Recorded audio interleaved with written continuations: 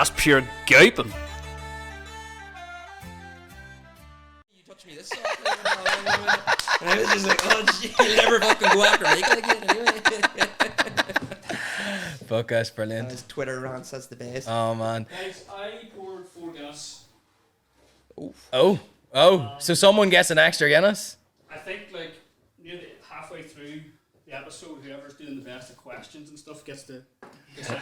That'll be Lee. Who doesn't want it? Dude, you're going to turn down a freshly poured Guinness here? No, I'm not. Fuck, that is... I have a match tomorrow. Literally 24 hours. He was like, I was like, well, I'm going to not have a pint. Dude, our sponsorship's going because of you. Dude, that's not... They're going to kick us out of here. Do you know how much that's going to hurt your knee? Fuck all. You nearly need it. I get fucking blocked and just wreck the place. It's good iron, isn't it? Sorry, dude, welcome. Well, welcome. Yeah, Lee, welcome to the podcast. Yes. Have we started? We're started. Starting now. I am not Too far away. It's very far away, dude. Actually, I'm just remarkably short. Oh, shit. I know the feeling, Lee. I know the feeling. No, very good. Welcome, Lee. Lee, good to have you on. Absolutely fantastic to have you on. Have you ever heard of the podcast before? I have, yeah. I knew a few of your guests, your esteemed guests. Fantastic. Any standouts? Any you enjoyed? Oh, good man. I'm good friends with Michael Holgate. So I was a keen listener in those few episodes. The last one was The last one was fucking enjoyable. hilarious, he, man. he would relax into it that time, I think. Yeah, Aye. we're hoping to actually get him on with someone else next time from the jungle. Oh. So he's going to bring along a friend, maybe. I think that'd be good to take the piss out of each other. Aye. Yeah. He's very good at that. That shoulder story of his. If anyone hasn't listened to that Oh, yet. the shoulder one. Oh Go on my to God, our I was Instagram and cracking just up. don't watch anything else on our Instagram. Just watch that video. We should definitely clip that. Aye. Mental note. No, greatly. Thank you very much for coming. You heard we do like a bit of a quick fire. I heard that, yeah. I haven't seen it quick yet. Like, Aye, well. there's a Did you get lost in it? Did you get lost in it? Like, Yeah. we're going to change it up this week a bit, Cool. and we'd like to play a game that you're used to playing yourself. Is Pure and Puke. It's about time that came around. And I'm going to hand it over to Fergal to take it away. Because this was my idea. I thought I'd ease you into the podcast. Does it make me feel like at home? Yeah, exactly. And I just stole the first 2 questions from yours, if I'm being honest. So, pineapple on pizza. Puke. Puke, really? I agree. Yeah. 100%. I'm all for pineapple. Serial killers. I serial like killers. pineapple on It's pizza. not Why you putting pineapple on a pizza? Like, Yeah, well, who taught you that? Like, do you know? exactly. It's someone who didn't have enough ingredients. And just Definitely anything not. on. Definitely You not. know, Oh, here, that fruit salad's going out to date, or that pineapple. Fucker on the pizza, like. It's one of them makeshift weird dinners you have Nut. when you're home alone and you're not going to the shop. So you have like Absolute fucking nutters. fish fingers with one waffle or something. I disagree. I Completely. disagree. Yeah. Oh. It's sweet and savoury, but we'll leave it. Do you know, we'll we're not leave it at actually, that, we're not you even know. going to ask our audience. Lee and Lee are right. Yeah, You're right. Anyway, let's move on. So this is controversial for a Dairyman, but goalkeepers coming out and joining the attack. Pure. I love Pure, it. do you? I love it. Yeah, it's the thrill of it, man. I think it's class too. Like, Yeah, what's not to like? I think it's either there's like nuances in it if you want to get nerdy. It's when they come up for kickouts. That's when it's like what's the benefit really? Like why are they doing that? Yeah. But when they're coming out with the ball and joining in the attack, like I think Niall Morgan, Rory Beggan, I think they're brilliant at it. Owen Lynch has been good at it. You know, he had a tough time last time, but like I like it. Like I don't see people who are dead against it. I just think like the game's changed. You know, it's one of them sort of mentalities. Yeah. You know, it used to be 15 and 15, and that's just the way it should be. A corner forward's a corner forward. By the way, we know When a man was a man. Yeah, man was a man. But it's that kind of talk, like, you know, Yeah. that sort of mantra. But we don't know anything about Gaelic. we just want Oh, good. Me neither. Neither would be honest. This is him coming out. Here we go. That's why I just asked him if things are puke or pure. You're just making things up. Yeah, it's literally every GAA writer You weren't even ever. at the game. Like, you pretended you're at the game. Like, Yeah. oh, very good. But the whole point behind that, the goalkeeper coming out, is just to create another man in the attack, so there's space. Yeah, it's literally a numerical advantage, yeah. So like everyone the game sort of changed with Donegal and Jim McGuinness, where they brought all of their players back, so all of their forwards will go into the back line. Yeah. And now you're facing this mass defence and you can't get through. So then the counter that, they brought the goalkeeper up, because now it's 15 v 15. And then you could take on the mass defence, and if it's not on and you find yourself in trouble, the goalkeeper's always there in a central position to spit the ball back out to, then start the attack again. Yeah. It left the game being quite boring, to be honest, but then teams started opening up a little bit, and now goalkeepers are still out there and everyone's just having a go. It's a free-for-all. There you go. That's a good explanation. That's very good. Right. I'm finally going to learn a bit Gaelic. I know. This is so This is exciting. nuts, like. Socks with sandals. I'm big fan. Pure. Yeah, pure. Used to like you. Like, no, I say sandals, but like, you mean sliders? Like, if you wear sandals. I mean sliders. Yeah, that's my attire in the house. In the house, definitely. In the house, yeah. Well, I'm more of a Crocs man. I don't like the socks Crocs. on. No, man. Do you know what's weirder? Bare feet with your toes out, No, I walking can't do about the that, place. no. That's How can you grip strange. the floor of your gorilla? Like, you know, you need some grip. Like, You've sliders on. no, I mean if you don't. But what do you know? That's why I have sliders. Exactly. That's entirely the point. No, I'm agreeing with you. I'm talking about people in general. You said, you can't do it with bare feet. Oh yeah, exactly. God, I didn't think we were going to fall out this quickly. I'm one question away from walking out. So, video assistant referees in football. Like VAR. Puke. No, that'd be a nightmare. Sure, it's a nightmare in soccer. Like, does it work? Does anyone Causes really? more problems than anything, doesn't it? Yeah, I mean, like, too many cooks in the kitchen. That's kind of the idea, isn't it? Slows then, the like, game down as well. Millions of people watching it. Like, yeah, they're all and the like, cooks. when you really get into like the nuances of a rule, like even the fist pass, like a lot of people are throwing that fucking ball, you know. But they're doing like the motion. But if you're gonna record things and it's there in black and white, and you can go back and change your decision, how many goals will be scored? And they go back and like, that's technically a throw, maybe, kinda. Yeah. Do you know? And then suddenly it takes 5 minutes to make that decision. The goal's ruled out, and we're like just froze time, and everyone's sitting watching nothing really. So no, puke. Okay. Yeah. Okay. Celebrating a goal with a dance move. Oh, pure. why wouldn't you? See, the issue with Gaelic football is that like when you score a goal or a point, the goalkeeper gets a kick out. Aye. So they tend to take it really quick before you get set again. But in soccer, if you score a goal, they go from kick off, like in the middle of the field. Yeah, So yeah. everyone has an opportunity. So there's a little window there where they all go and do their choreographed dances. And then you can take it that step little further with skits American and football. things like that, yeah. And it would bring out personalities in some footballers, and the ones who don't celebrate them will know who are boring and who isn't. You know? We can finally say, instead of them all pretending to be boring. For fellas. Right. Fuck's sake. Running marathons and costumes. That's puke. Do you know what? It's too hard. It's too hard to do. I did the marathon last year, and it was hellish. Like, it was so tough. And then Belfast marathon? Yeah, and seeing some asshole in a bunny overtaking you. My confidence didn't need that. You know, I already thought I was a hero. But like, It's the people that do it with a costume for two. oh yeah, Like, how? like.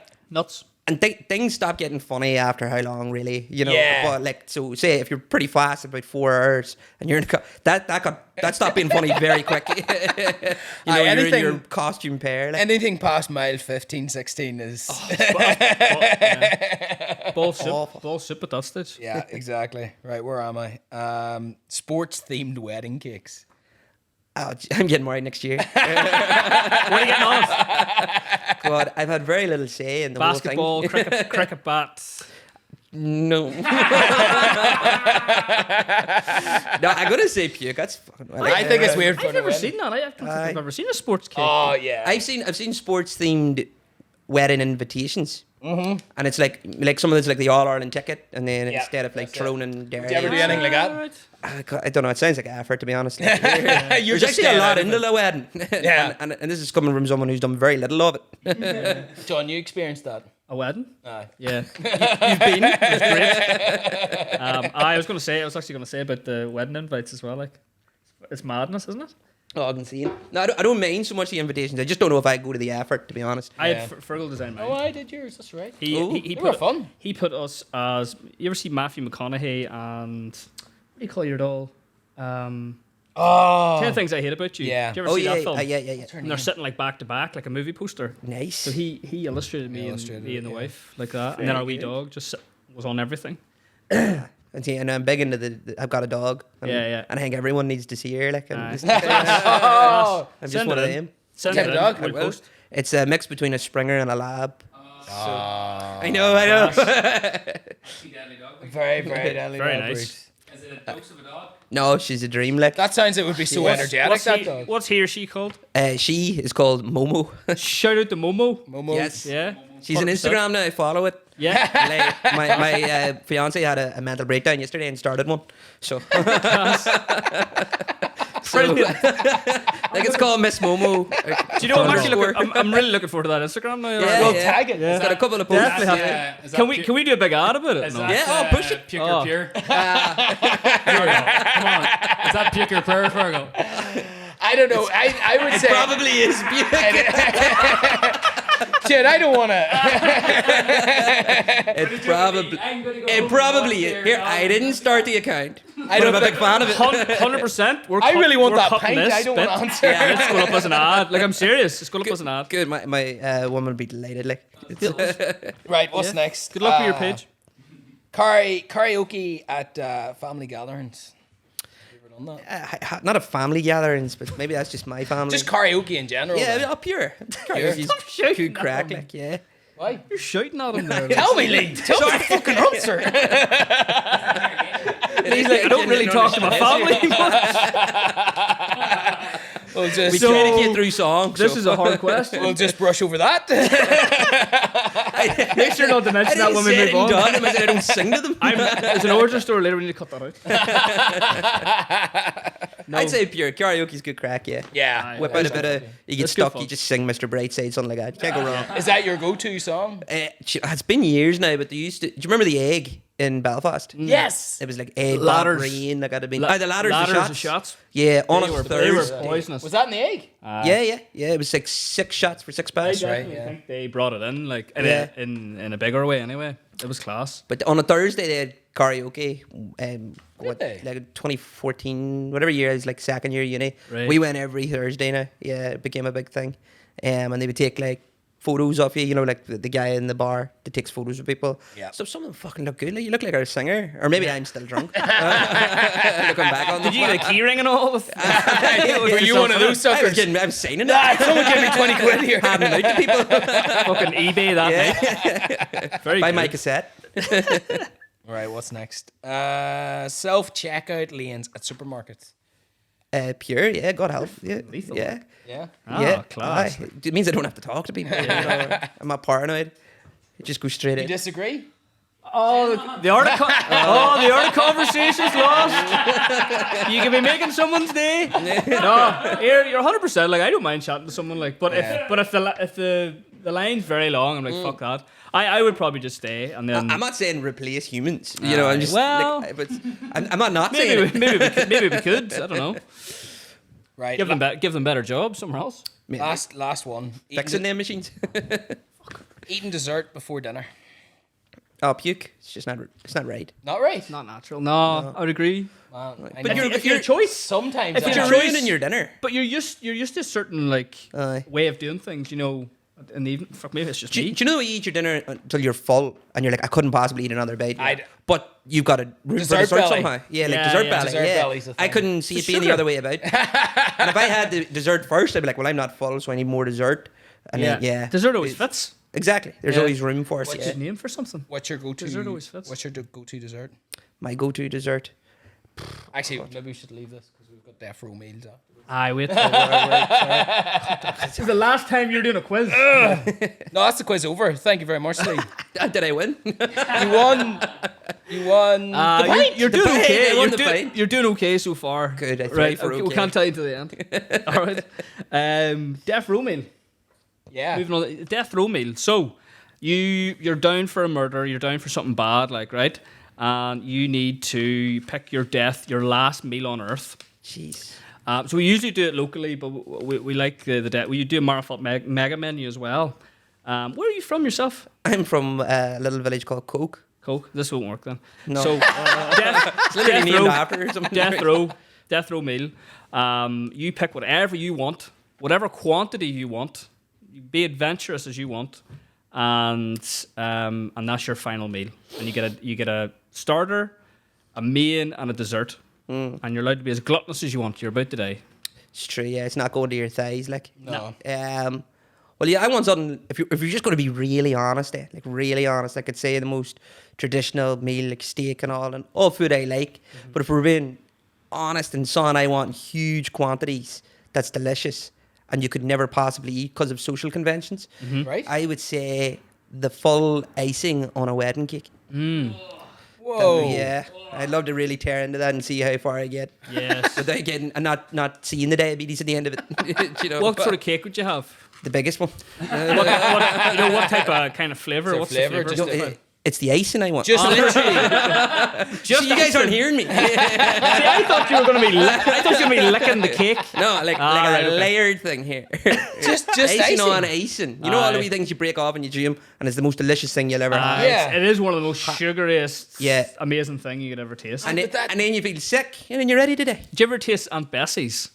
No. She has it. You can eat it. Who's she? Aunt Bessie. She has it.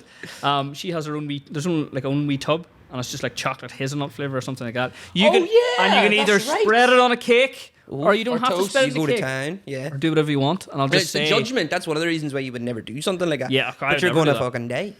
I'd So, never do that. Yes, never. Never thought Again. about it that way. Like, what would you eat if you just didn't have a You know, zero fucks given? yeah, let the guilt go. You know, let Aye. all the. You know, I never Never thought really about it thought that way. about Very that cleverly. that's a liberating thing in some ways. Let go of everything. Very good. Anything else? I don't think I'd be fit for anything else. To be You honest. sure? Yeah. Very good. Actually, I was going to ask you, Fergal, what's your death row meal? Don't say too fast, yeah. See, I love everything, so I would have to have about 5 different meals, just Right. like a wee bit of carbonara. I would need some sort of like Italian dish. I'd probably go for the and a pizza. Would it be wee plates? Would it be big plates? It'd be maybe like a slice of this and then a wee tiny bowl so. of that, and then like a bit of steak, and then I would need some sort of curry, some sort of Chinese. Would you be wasteful or would you fucking finish her? Like, It's whatever the fuck I want. I'm about to die. Chicken wings as well, probably would need to be in there. chicken wings? What else? What flavour? Bit of What everything. flavour chicken wings? Huh? What flavour? Just Frank's hot sauce, you know. I was going to say where from. Was there any restaurant or anything? You know what? I haven't really found the perfect restaurant for chicken wings yet. Not in Marfelt or in Belfast. I need to try that wing in it. If you've ever heard of it, Oh, it's amazing. is it class? in Belfast? Where's that Wing place? it. Belfast. Yeah, it's in. Yeah, there's a. I've only ever had it in. You know the Bot. Yeah. So there's like that's a big where, food truck outside it, Yeah. and it's fantastic. Here, the Bot's a great night out on a Sunday. If you're into your dogs as well, because it's dog friendly, but they don't advertise it, so there's not loads of Really? them. So we just bring Momo along. It's quite quiet. We'll need You have a wing it, a few Guinness. It's a great night. Class. Yeah. And then the wings. Oh yeah, the wings. Yeah, obviously. Like you. Because Wing it, I've been wings are following brilliant. them. I haven't actually went yet. 'cause Don't be it's- telling anybody. No, don't tell anyone. Shit. They're all gonna be there on Sunday now, and I'm gonna be like, "There's nowhere for me or Momo to sit." But they'll think your podcast was good, so that's all right. No, that's true. At least there's a plus. One Yeah, plus. they have loads of different flavors and it looks unreal. It looks Yeah. like they're cooked really well as well. Yeah, they've got it's like Jack Daniel's sauce and things like that. Like it, Love that Aye. stuff. boys, And then I'm they've dangerously reconsidering my last meal. I forgot about the wing it. It's that good. Like it's very very good. yeah. I always thought, wings would maybe be something I could probably eat, like an eating challenge. If there was ever a food. There's a friend of mine, Steve, shout out Steve, he never listens anyway, so it doesn't matter. But Shout out to Steve. if you're watching, Hey, which you Steve. won't. Yeah, I've never seen a man consume as much ice cream. Yeah. He just he has a second stomach literally just for ice cream, and he normally everything else he eats he'll have like. I could always out eat him with anything else, but ice cream he can just eat loads. And I think I'd be the same with chicken wings or Chinese. Actually, I'm just a fat bastard. I can. I can just eat pretty I've never well. been full. I think mine's pizza. You can eat loads of I pizza. can consume. I Like, think it yours is icing then, Lee. I said no. See, I've never allowed myself to go that far. I've had some sort of shred of self-control. Do you have a piece of food that you'd like? And and then just never stop eating. Like just pizza's a good one. To your death. Yeah, like pizza. Pizza's Do you know hard, what? though. I love it. No, you have to have a garlic dip with it. Like. But even garlic bread and like pizza slices. Yes. I just order a bucket. Like I just get a bucket. A bucket of pizza. No, a bucket of garlic dip, Oh wow, yeah. and then just pizza. Just Yeah. pizza. The pizza's nearly just a means to have the garlic dip. Yeah. Consume the You know, to suffocate. exactly. Yeah, Yeah, basically. it's just something. It's like you're in the mood for butter, but you can't just have butter, so you Yeah. have to have toast. Yeah. It's that sort of way. Yeah. Concur. 3 people at a dinner at your dinner table, your final dinner table. You're allowed anybody. You're allowed past, present, future. Oh my god, this is tough. 3. And they can be Why'd you limit it to 3? anybody at all? 3 and Because then you can't keep conversation with more than that. 3 including me, and then that's 4 people, obviously. What do you call your fella? Hef from the Playboy Mansion. Hugh Hefner. Him and he. Hefner. Hefner, that's Yeah. it. Him, and then just let him pick the other 2. Someone else did that. I would just trust his. Who did that? Do you think he is good? I think if out of all the people he's met, if there's 2 in particular that stand out, Is there not? there's a reason. He's buried next to Marilyn Monroe. Is it? That's right, He yeah. bought the plot beside him. Yeah. Well, that's not creepy. They come back alive, don't they, in this fantasy that you guys are talking about? They come back. Okay. Yeah, it's not just me at a graveyard. Don't know what's happening. No, very good. What are we on to next first? We could go through the GAA moments, or we could talk about the NFL thing that you wanted to talk Yes, I want to chat about that. As we said, we don't really know much about the Gaelic side of things, but the story of Charlie Smith came up. Yeah. Have you been following it at all? Oh, yeah, yeah. Are you a Really? big fan of NFL, or? No, not really, No? to be honest. Like, watch the Super Bowl, things like that sort of thing. Aye, But, that's what everyone. just being a journalist, like, if you can find a story or an angle on it, there's always one of them. And the Charlie Smith one is just massive one, so clutched on dead. I got some mileage out of that. Have you done anything on it?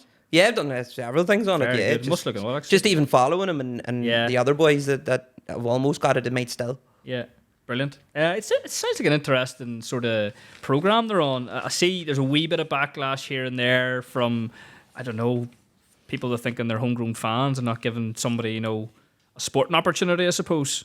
Well, a backlash from America. In America, in America. there was a wee bit like in the comments, and I was just like, that's mental that it's happening in that sense. Yeah. And then 99% of it's lethal. Yeah, it's incredible. So it's actually dead interesting. And this is what I've been told from people that I've interviewed and spoke to. Basically, so the role of a kicker, it's as literal as that. The job's to get the ball over the bar and as quick as you can before you get like people. Mode exactly. Yeah. But the NFL have found it difficult that players who were coming out of high school, when they do the draft around college, sort of years, they were finding that young players who were kickers growing up as kickers in their high school teams and pee-wee and all that were very underdeveloped because all they were doing were kicking. Yes. They didn't have the physical, physicality of other things. The 360 physique, the Exactly, 360 sort of like a full round athlete sort of thing. Interesting, yeah. So then they started looking elsewhere and they made it as far as Australia. The AFL, you ever see that? Yeah. The international rules you'd see. And they were talking to them and whatever, and they said, if it's a kicker you're looking, you need to go to Ireland. Yeah. Because they've been taking Irish players, a lot of them, for Australian rules and stuff, and he's like, their kicking is sensational. There's something here about the big boot for the goalies, isn't there? Yeah, like it's goalies in particular seem to they're doing the most kicking, I suppose. Yeah. And now they take the 45s and the 50s and things like that, so there's just more in it. So they went to Ireland, they had a look, and it's trials. They call it a compound. Yeah. And a load of Irish people, particularly goalkeepers. It was like Rory Beggan from Mayo, or from Monaghan, sorry. Charlie Smith, he's from Down, Mayo Bridge. And then there was Mark Jackson from Wicklow. They all made it right through to the point where they got agents. Wow. Because there was so much interest. And now Charlie Smith's the first one to get signed. The other lads are back playing for their county, but it's not over. Like, and there's still like 6 weeks, 4 weeks, something like that, So where they could still get a call where people Injuries are interested happen, in them. someone's not working out. Things like that, yeah. But they think the reason that Charlie Smith got the call is that he's 22. Yeah. Rory is like early 30s, 31, something like that. I'm not too sure how old Mark is, but he's older than Charlie. And whatever it is about kickers and stuff, like, you gotta think you're basically paying for these lads their bodies, you know, their physicality, how long they can last. You know, it's a big insurance thing, really. Like buying a car, like how much mileage are you going to get out of it?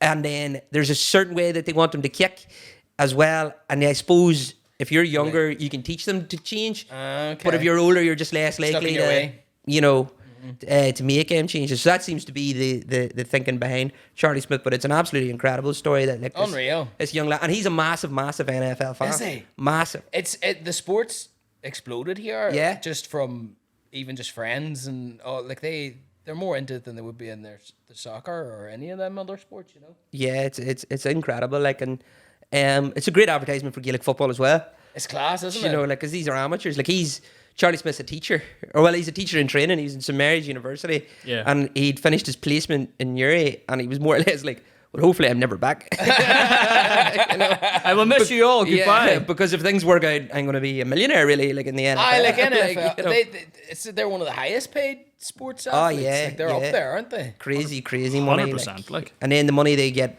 even if he makes any sort of a name for himself with sponsorship, like, it's America.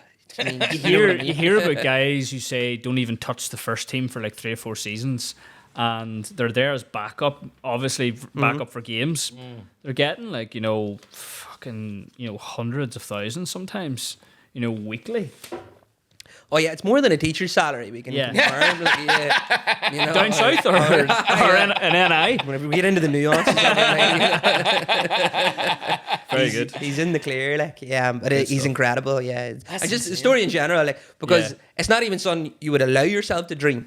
No, being from Mayo Bridge and down. Nuts. As an NFL, because he's never actually played a game. It's a completely different country. Yeah. And a completely different sport than anything we have here. Yeah. And it's just ridiculous. I wonder how that happened. Like, did he just, like, randomly get a phone call from someone? Hi, it's Johnson from the NFL. Yeah. All right, die. Well, they did advertise. They said, we're coming to Ireland. We're going to have a look at kickers. Oh, right. And they did it in the Aviva Stadium, I think. Was it a combine? In Dublin. Wasn't it? Yeah, a combine. Yeah. And then I said compound earlier, I think. Combine's right. I think it's combine. Combine, because that's the thing where you, like, they bench like 100 kg and see how many It's just they a can fitness do. test, like. Yeah. How like the 60-yard dash or something, is it? Or 40? Yeah. Something like that. Yeah, there's another guy there, Reese. What's he called? Wales rugby union player. Oh yeah, rugby players of the Zamet or something. Reese Zamet. I can't even remember the name, but he's something similar. Like, he went. I think maybe he was maybe a year before him. A kicker too, or no, I don't know what he's. I don't know what the position is going to be, but he's going to be a runner. Like, he's going to be like wide receiver or something. His catching's unreal. He showed up on YouTube there today. I was looking at him, and all the comments. I've never seen, like, a crowd of fans get behind someone as much. Yeah. After seeing his highlights and stuff and everything from like Wales and shit like that. Like, so I think he's going to do well. And then I was really enjoying. I was saying there. Actually, I've got a video. Charlie Smith is up against a guy. I was researching this. It was really enjoyable. Blake Group on the actual team that he's playing for, New Orleans. Yeah. And Blake Group hits 50-yarders. This here is Charlie Smith hitting a 63-yard in training. Oof. Do you see how that carried? It literally looked like it turned curl on it. it turned the corner. Like, Do you know what's genuinely the most impressive thing about that is the lack of run up. yeah. I play that again. It's I'm gonna maybe take this 4 sound. steps or something. What's this like? That's all they can do, though, is it? 1, 2, 2. Do you know what I mean? And then they have that much power coming over it. Look at that. Look at the trees in the background. It's incredible. Like, and then you're coached when you're playing Gaelic football, even or any in soccer as well. Like, if you lean back, then you're going to get height on the ball. Yeah. But if you lean forward, you're going to get power. but he is leaning forward, like he's not lifting his head and going all the way back, like, so that's Is that just an American football technique? like, it's just kicking technique, just like generally, but like that's just how much power he has. Like I'd say the man has quads like watermelons, you know. Literally turns a corner. And then the precision and accuracy there is just incredible. I love that I'm giving like detail, like as if I could kick fucking anything. Yeah. No, but as I was saying there was guys a bit negative about it, and I just wanted it was a really good topic to chat about. Oh, absolutely, yeah. I mean, it's just one of the feel good stories of the year, isn't Yeah, it? 100%. Movie worthy that. It is. Yeah. Complete story. Like it's someone make a film, And it'll about start a it. domino effect. Now. 10 years time, someone make a film about that. You know, like, there'll 100%. be an interest. And even just Americans looking at Gaelic football, like who knows where I can go? Did you ever see the film Invincible? Yeah, amazing. Lads, Mark Wahlberg. unbelievable film. It's such a good film. Yeah, is that the guy that He signed up as a rookie. for the I can't mind actually. Boston Philadelphia Boston- Eagles. Yeah, Eagles. Yeah. I have Oh, seen Philadelphia Eagles was. Yeah. Oh, it Yeah. was Philly. That's Yeah. right. that. Yeah. Yeah, you seen yeah. it? Yeah. Lethal. I was A thinking true of story. Like, I was thinking of the other one. Vince Papali, wasn't Ah, yeah, yeah. There was another one, Rudy or whatever you call it? it. Rudy is. Rudy. was Oh, one Rudy. too. Yeah, that was like. College. He was like helping out the team. He's helping out, but yeah. he would Aye. train. He asked if he could train or whatever, and then eventually he gets on the team. Gets on. Sort Ended of up thing. just being an animal or something. Yeah, didn't yeah. He was like this really small. He was too small to make it, but Aye. he was. It's so much heart, basically. You know, Who loves an old sports movie? Like that? What do you call that one? when they get them right, you know. Aye, Yeah. What do you call that one basketball? Samuel L. Jackson. Remember the title? Space Jam. Oh. Coach Carter. Might need to clip. I was thinking Might need to clip that. White actually. Man Can't Jump. It was fucking. White Man Can't Jump's good. Such a good film. Yeah, very good. But yeah, Coach Carter. Yeah, actually, Gaelic football took a lot from that because he made them all sign contracts. The kids, they all had to sign contracts to do this with their grades, to show up No with. drinking contracts. Is that what the A little bit, GAA? maybe, yeah. And, See, you're following that. Coach quite Carter's well there, doing it. like- We're doing it. But when that movie came out, I would have been about a teenager playing like under 16s minors and stuff, and then suddenly we all got contracts, you know. But it was silly things like no, let's not swear and all this here. And the idea was to bring like a purpose thing. But then I seen that movie and I was like, that's where he got that from. I'm not listening to them anymore. You know, I thought he was so innovative. Remember the Titans was another good one. Oh yeah, It's the goat, like. in my Yeah. That's the opinion. one I mentioned earlier. Did you remember the next Did you? I said remember the Titans. Oh shit! I must have been listening. I guess. Oh, I thought I thought you were talking about the Titans, and you were like, remember the Titans. Yes, that's it. That's it. Sorry, John. okay. Sorry. Very rude. Right. Right, what's next? Do you want to do the videos, or the only reason why I'm nervous about the videos is because I picked them. None of them are me, are they? But you bring a few of them up and we can. Yeah. It's basically just like GAA moments, and we'll watch them and we'll just comment. Hold on. Yeah. I thought this was Lee, by the brilliant. way, we just walk out if we need to go to the toilet or anything. That's the best there one. Oh yeah. Was it mental? Like these boys just wouldn't stop. Yeah. That's Aidan O'Shea, David Moran. We'll get it back here and get some sound on. It's Should be it now. Aye, this is actually one of the videos where I was like, what the fuck? Each is on, boys. Have you ever acted like that in a pitch, Lee? Me? No, look at the size of me. Are you joking? You having to jump up, just fucking headbutt him? Yeah, man. I'd be on Aidan's back there. I'd be like, Yeah. let me at him. Just biting his neck. Hard to do that from the bench. You had some heart. Yeah. Just Rudy. I was all Rudy.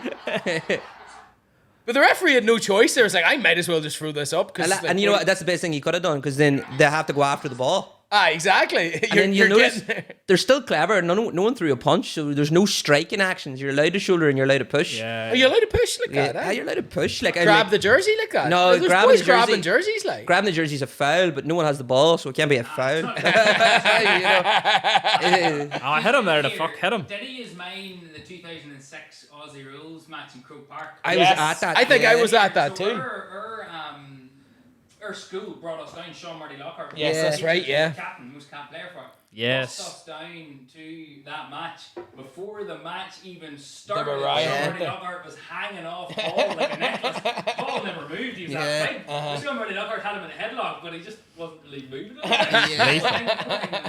It just kicked off. That was brilliant. You should bring that back. Aye, that should be brought back, shouldn't it? 100%. Right, let's stick on another one. Right, what are we putting on? There's one here. Do What are you in the mood for? Mulligan if you can find it. Oh, is this Magic Mulligan?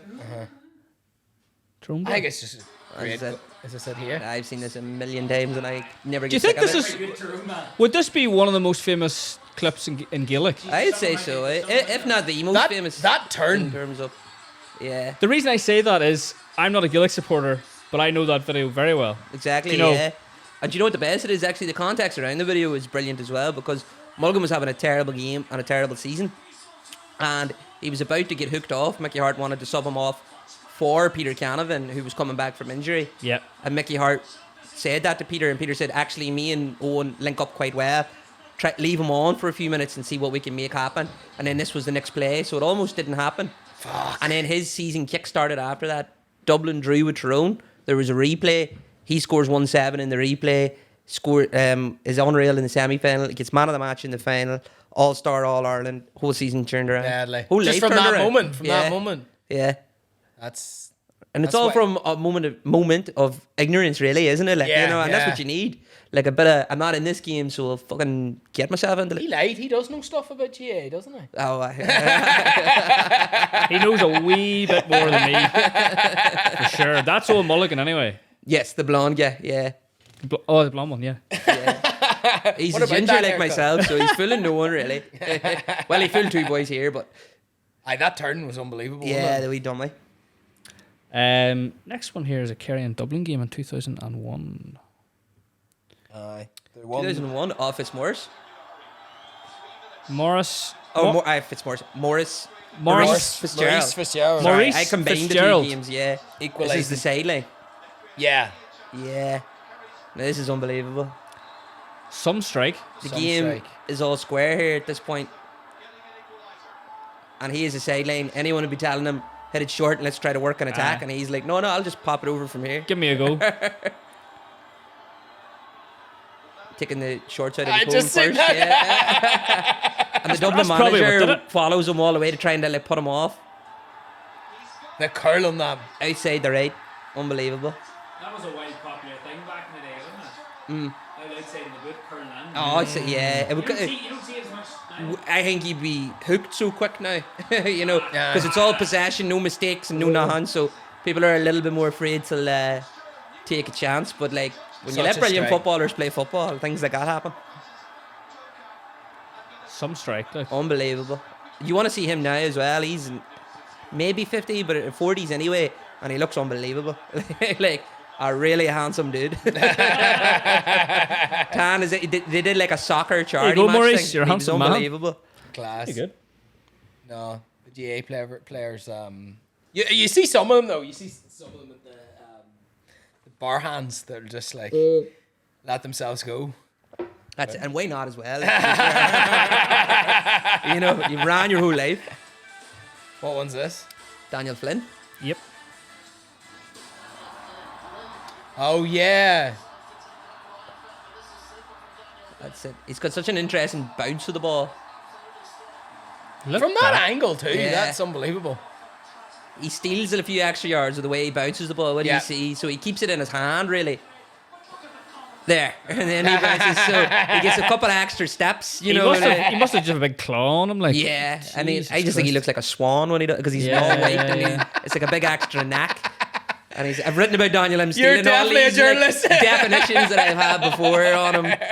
He's the definition of a word we'd use, mercurial. So like brilliant sometimes and then other times not, but so brilliant. Maybe lacks consistency, but when he's good, unbelievable. Yeah, yeah. And that'd be very Daniel Flynn, because Kildare fucking shite at the minute. That's Kildare in general. Yeah, in generally, yeah.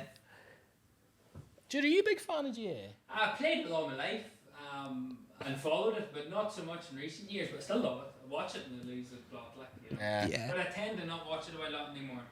And usually when I do, Derry plays well bad, so Funny, I watched Stop watching. And get you to watching more. I watched the last Derry game, and that was the first one I'd watched in a while. I heard they're doing well now. Yeah, exactly. I'll check it out. I'll hop on this. Yeah. Aye, no. Is that the London Derry team? Very good. Is there any more? There's one more. There's Yes, Con O'Callaghan. Look at me pretending I think I know who he is. Yeah. Obviously, it's Con O'Callaghan. Oh, it's Con O'Callaghan, for fuck's sake. I wish I could have got a better video of this, but It's either him against Tyrone or against Mayo. Oh, Ross Common. Is it? the music on these. Did Oh, you it's pick this his landing, music? yeah. Do you Look see at that? How's he walking? Crazy. Crazy. Can we watch the half the half the that one landing. more time? The Yeah. landing isn't Because like my cruciate just went watching. Yeah, it, exactly. You know? That's So why I it had is to not- watch that. I've Causing bad- people whiplash. Like, I've bad ankles. Like do you want the sound on or off? off, please. He picked that sound. But look, oh, Mental. the hate he got us. And then he got up and Yeah, and Was popped it- over was the it human bar. again, It's like- all normal, but that's actually, you know what that's testament to? Ligaments. And it gets a lot, yeah. And like, I'm sure some of it is genetic, obviously, but Strength like and conditioning. the strength and conditioning, because people always say is like, you can't knock a dumbbell over the bar.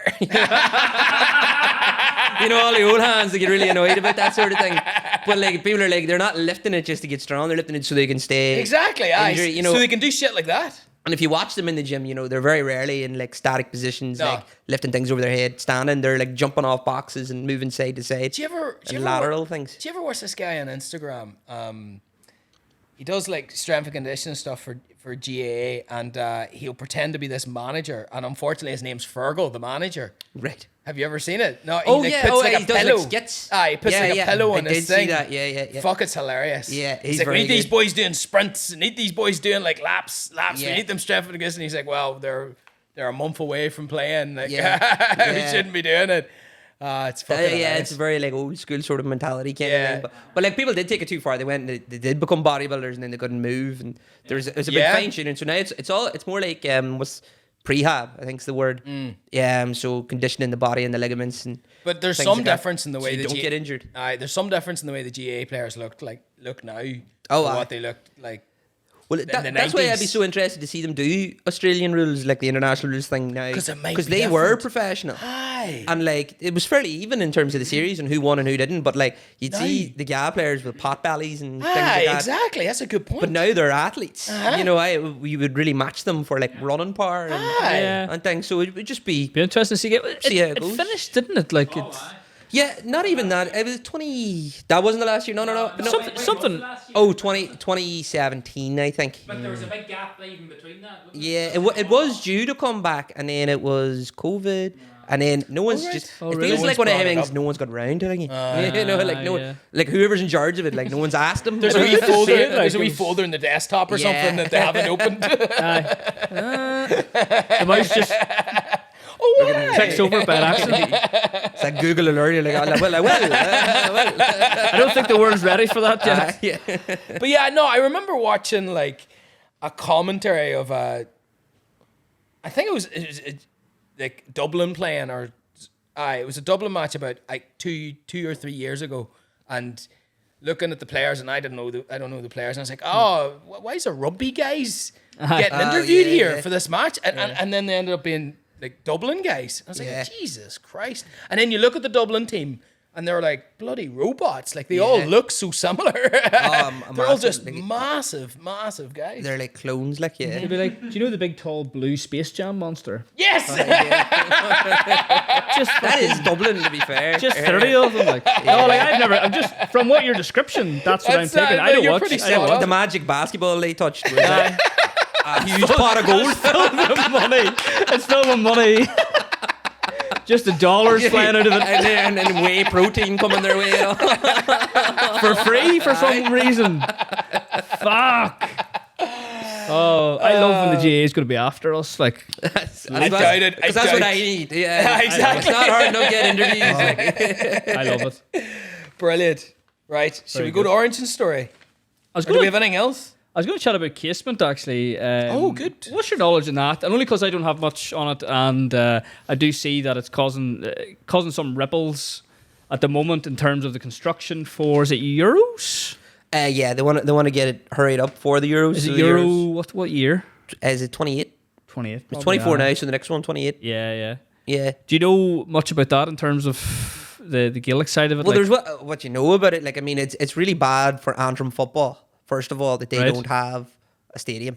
yeah. They play in Corrigan Park. I didn't and know that actually. It's nice, Corrigan Park. Yeah. But to give you an Does estimate it of hold a lot? how bad it is, I play in it some days. that's the level we're at Jesus here. Like, Christ. and that's not a good level. get these Antrim players out. You know, I was like there was a match this weekend, and like I was in Corrigan Park, and like we're playing there. You know, we're Antrim. Like the Antrim hurlers beat Wexford, which was a huge upset. Like no one saw that coming. Yeah. But it was in Corrigan Park. And have you heard of Marty Morrissey? Like Yes. the commentator. You know, I have a friend who has a shirt, Yeah. a Hawaiian shirt with his face plastered on it. that's amazing. The whole shirt is his face, That's amazing. and it's just dotted on him. Well, he's I get a photo up.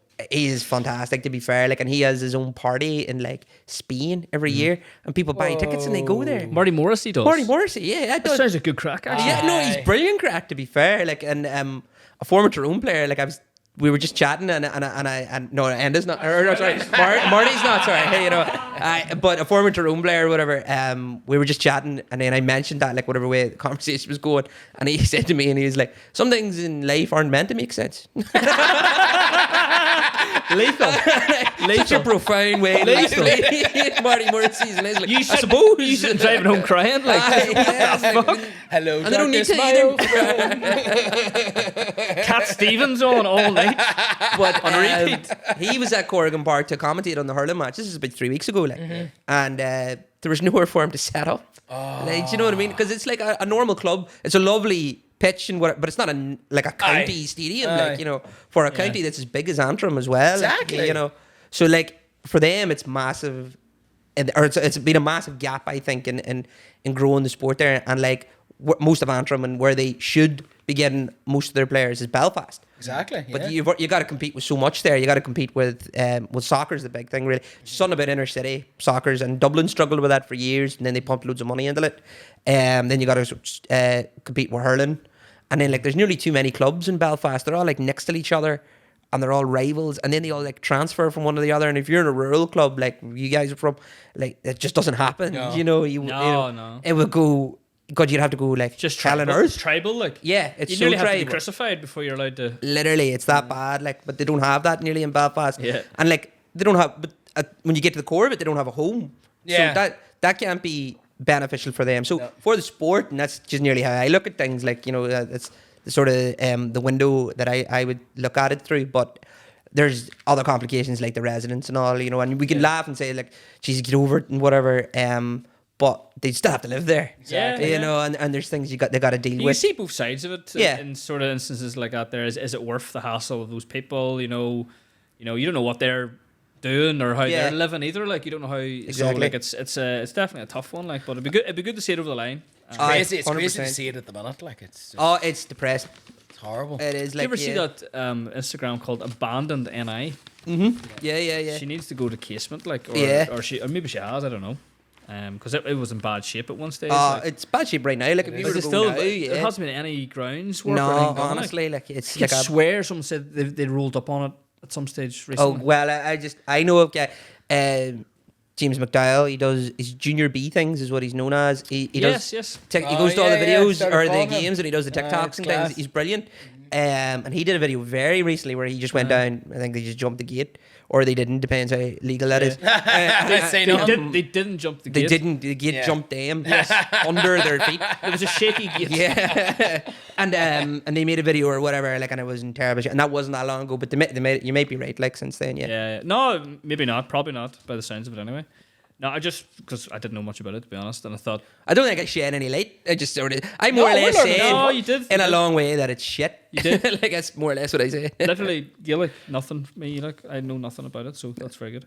Here's a good one. In your opinion, Oof. what attributes separates a good footballer to a great footballer? Oof. sort of feel like, how would I know? If I knew that, I would be a good footballer. But you can be bothered, lad. You can be No, bothered. yeah, that's what it is. Yeah, definitely. I couldn't be asked. But I asked that because you've interviewed so many. Yeah. Is there anything you noticed that has? But I definitely have. I know some that I like more. I don't know whether or not they're good or great. Your poor guess. Is there like a correlating thing of people, great footballers that you've interviewed Something that that you you've- noticed? Oh, there 100% is. Like, I mean, like, I go as far as saying obsession. And it sounds really obvious. And like, which intercounty footballer isn't obsessed because you're giving up so much of your time to do this thing or whatever. But like, I read a lot of their biographies and things like that, and I find they're a lot more interesting than like the soccer ones, and even boxing's brilliant as well. I'm very into it. But there's just something special about Gaelic football. Do you think they want it more?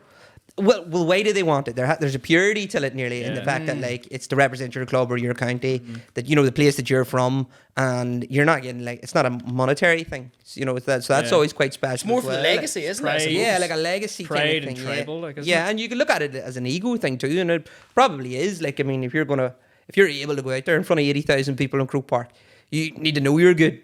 I So think you need to have an ego. Aye, sometimes ego isn't a bad thing. Like, Yeah, that's it. But like, I would say definitely like what stands people apart. Like, well, who are the greatest footballers? You think of like David Clifford's probably the best footballer on the planet right now. Hard to argue against that, really. I was actually going to ask you your top three. Well, So you started. well, he's number 4. So, no, he's a special talent. But like, and I think this is crazy. He could make money off the GAA, no problem. And there's loads and loads of photos after every game. All of the kids swarm the pitches, and they all just gravitate towards him. Win or lose, he knows he's like tortured, and whatever pair of gloves he has, they're being ripped off his hands and all. Really? And he has to stand there and sign photos and take photos and all the rest of it. And it takes him like the rest of the team are in.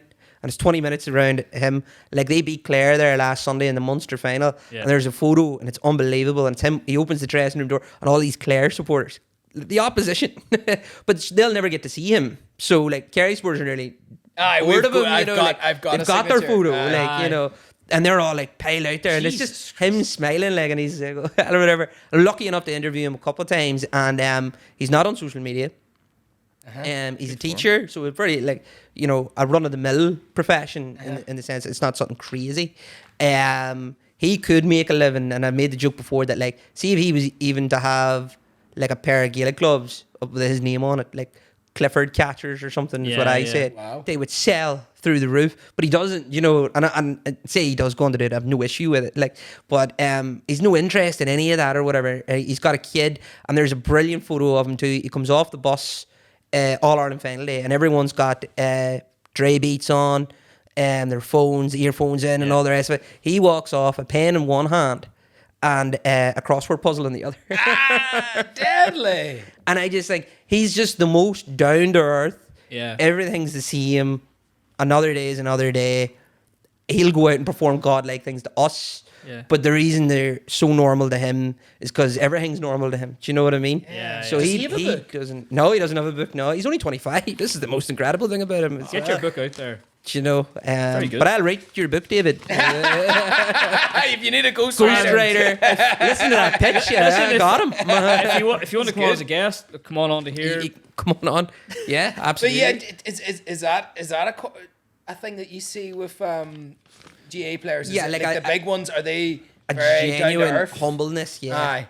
A genuine humbleness, yeah. Because like even that Dublin team that like dominated the 2010s, they won 6 in a row, never been right, done yeah. before and everything. Anytime you like listen to interviews of them talking about the past and all the rest of it, so much of it was like their big philosophy was you have to leave the jersey in a better place than you got it. It wasn't like I have to score 1-7 every single game, my name and me being, the main man and all the rest of it. Like the number one goal was leave the jersey in a better place than you got it. And that's like something they adopted from the All Blacks, the rugby team. Yeah. That's like a thing there. And they have lots of phrases like that, all adopted from the All Blacks. It's like sweeping your own shed and all this stuff. So you see videos of them all like cleaning their own changing room. Now, how much of that's for show, I don't know. But a lot of it is about like nearly forcing yourself to be grounded and do the dog work and not just swanning about and like coppers after a match being the big I am kind of thing. And that would have been an issue with Dublin in the 2000s, like during the Celtic Tiger. Yeah. They'd have cakewalk Leinster, thinking they were the big ones, deadly, and then they would come up against the Kerry, Tyrone, Cork or someone and get annihilated. And no one could understand why Dublin were like underachieving. Yeah.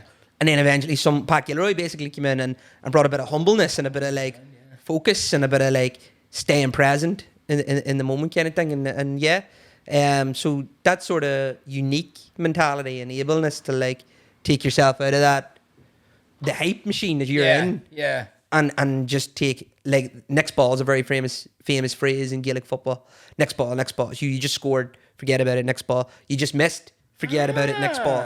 Do you know, next ball, it's just all about saying it. So they'd be big into that. And how much you're into, like, the psychology of sports in general. Like, I'd be very into it, actually, and I thought this was dead interesting. So one of the Dublin players, Bernard Brogan, I feel like every time I do a podcast, my own, I mention his book, but he was just so insightful. Never heard of this guy. Yeah, have you not? Bernard Brogan. His face is on everything. Jokes. Like Lucas Eat Sport and everything. He sort of revealed all in his book about the Dublin setup and how they psychologically got things changed. And did they get someone in to do them? well, Pat Gilroy, the manager, went to someone and then adopted the fields and all. But like, have you ever heard of this book called The Chimp Paradox? It's like a famous enough book. Yes, you see I've it read it. everywhere, don't you? Oh, you read it? Yeah. I've read it, Yeah. So it's all about like you're basically your brain's like split into two, and you've got your amygdala and your cortex. And anyway, but your amygdala, he calls it your chimp. He basically explains it for dummies. And your chimp is like that thing in your brain that makes you go like flight or fight. Do you know? Yes. Yeah, So survival. when we were cavemen, it was really like important because like you see a tiger, fight or flight. Well, I fight that. No, I'll die. Flight, go. You know, and you take it. But the problem is now we're civilized. Yeah. So but it doesn't know we're civilized. So you're playing a football match, but it treats it like treats it's it life or death. Turkey dinosaurs are in the fridge. What? Turkey dinosaurs are in the fridge. You do not need to hunt your food. Oh, right. Sorry. I was wondering where that I thought you meant literally. No. Right now. I mean, you said they're in, and then, like we can have them. You said that our food was convenient, and I said yes, it is. And then I was sort of like, well, cook them. that was either the most inspirational thing you've ever said or the most ridiculous. maybe. But exactly, yeah. But that part of your brain doesn't know you're Things are too civilized. convenient now. Yeah. So you're that's why, not like, civilized. these guys that are on a pitch that have, like, kicked the ball over the bar their entire lives without fail in their backyard and from they were 8 years old to their 30, but on this big day in a match in Croke Park in a final, Still they feels can't like- kick it. And they're like, but they've done this my entire life. That's their amygdala taking over. Oh, it's flight or fight. Like, Right, you're not okay. there, you're not present. Or it's why these guys that are like teachers and accountants and bricklayers and just, you know, civil servants, they get into fights and they're like ripping the jersey off the guy next to them and they're punching the head of them and they get sent off when they know sending off is like a serious like offence, like, and it'll cost your team something. So anyway, the whole Chimp Paradox thing, and Pat Gilroy brought it into the Dublin team and Dublin have adopted it. Their whole thing's about keeping present. So what they would do is they would have triggers and resets. So their triggers are like, well, what sets you off? So Bernard Brogan was like, well, he's a forward and say he missed something. The cornerback marking him might be like, oh, good shot or wide, or, you know, taking the hand out of him and be like, oh, your number's up, you're going to get subbed off any minute. And usually he would try to react, pushing them or whatever. But now what he would do is he would have his reset. And his reset in particular was to click his fingers and divert the energy elsewhere. And then all the other Dublin players came up with their own. So like it was like Paul Flynn would like lift a blade of grass and throw it away, and as in like that mistake's gone, so it's over. One of the players would clap their hands, and then when the sting of their hands left, that's the mistake going. Yes. And everything was all like, and it sounds like silly, and that'll not fix it immediately. But they were doing this in training, they were doing this in everything, and everything was like physical cues to bring them back into the game. And then people say they've become robotic, and they almost You did. thinking the same Yeah, thing? The yeah. Six Nations, Ireland. But also, who shared that? Your Kieran Kearny. sports psychology. Oh guy. yeah. Kieran Kearny. He was a client of ours previously. Like, fantastic wee business. So he has, interesting. Called that fella. Invictus. But we sat and chatted that man for hours. Like, Ours. unreal. He was fantastic. And did he talk about that, like resets and things? And No, he did. He went into just not about his clients or anything, but just about the whole premise of it all. Just like, general. like we were just sitting there for hours. Like, it's not productive for us as a business at all. But I mean, it would be like That's probably why we have a podcast. a 10-minute conversation. It should have been a 10-minute conversation. We turned it down an hour 2 just hours, because he's such an interesting, fascinating guy, so intelligent. Yeah. And that topic, I don't know, me and you definitely find that Class. that stuff is so interesting because it's. Well, I really hung on to it, like, and when I watch the football, I'm always looking out. You know, what are they doing? Aye. Like, you see some of them like wiping their, and I'm like, I wonder if his hands are dirty, or if he's just, or he's doing the cue, you know, kidding. So But it's just interesting. Do you ever try and incorporate that into your own? Say you're playing, or I play reserve football, East Belfast, like it's a low level. but it doesn't even for like. Say there's a big moment at work or something like that. Do you ever try and? Do you know? I never actually think, and maybe this, like being a sports journalist, like I contextualize nearly everything in sport, which is probably mentally not right. But you know, God, I'm gonna hug this pillow. It all started with my mum. Just lay down there and we'll start. Stroke the fluffy wall. Yeah, but I never would have thought it. But I always thought about it in like just when I had play to- sports just and all. sports, But I never yeah. actually thought about like that's something I could do outside of Well, sport. it's only because which is Ciaran, funny. Ciaran does it for business owners as well as Right. sports people. Him So and Paddy Talley.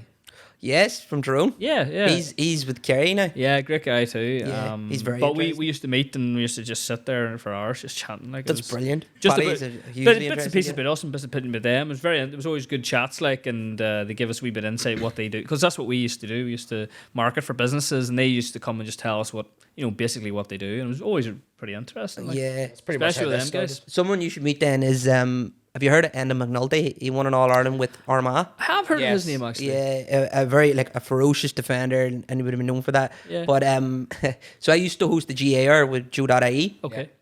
Is the podcast, and it's like we recorded and it all go in studio, and the dynamic of it would be me and Niall McIntyre, another journalist.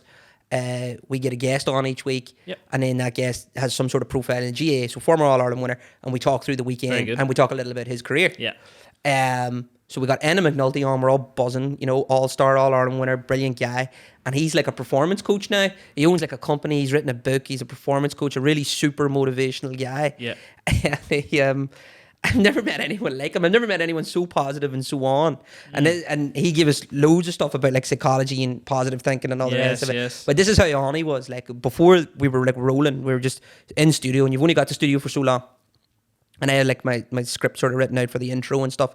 And because he's involved with so many things, I called him in my script an entrepreneur. You know, instead of being like, he does on this, and this. And I was like, Yeah, and of the course. Armagh All-Ireland winner, entrepreneur. But then I was like, oh, I better just check with him. Maybe he doesn't want to be called that. So he's like, and I've like called you entrepreneur. Is that okay? Thinking he would just nod eye and we could start rolling, because the guy's in my ear saying we're about to start. And he goes, he's like, entrepreneur, is that all right? And he turns and he goes, Lee, I would say I'm a learner, because I don't know everything. And if anyone ever tells you that they do know everything, they're bullshitting you. And I'm just like, what am I supposed to do with that? So, do you want me to call you an entrepreneur or not? And then it's like, we're filming. 3, 2, 1. I am with Learner and I'm like, no. Learner McNulty. He really threw me. So Class. but like, that's just the kind of like mindset he has about everything. Like, he's so careful with what he says. And God, I really can't speak highly enough of him. I absolutely loved him. And then after it, right? So like I say, me and Al, we're just two journalists. No one really knows us. Whoever the guest is, that's what brings the eyes to the show. But afterwards, he was like, can I get a photo of you boys? And that would be normal enough. They'd maybe take a selfie and be like, oh, I'm on the GAA Hour this week or whatever. And we're like, yeah, no worries. He stands up, turns the camera around, and me and Al are like, oh. Just us. And he takes the photo and he's like, cheers, lads. And it never went anywhere. And I'm like, what's he doing with that photo? The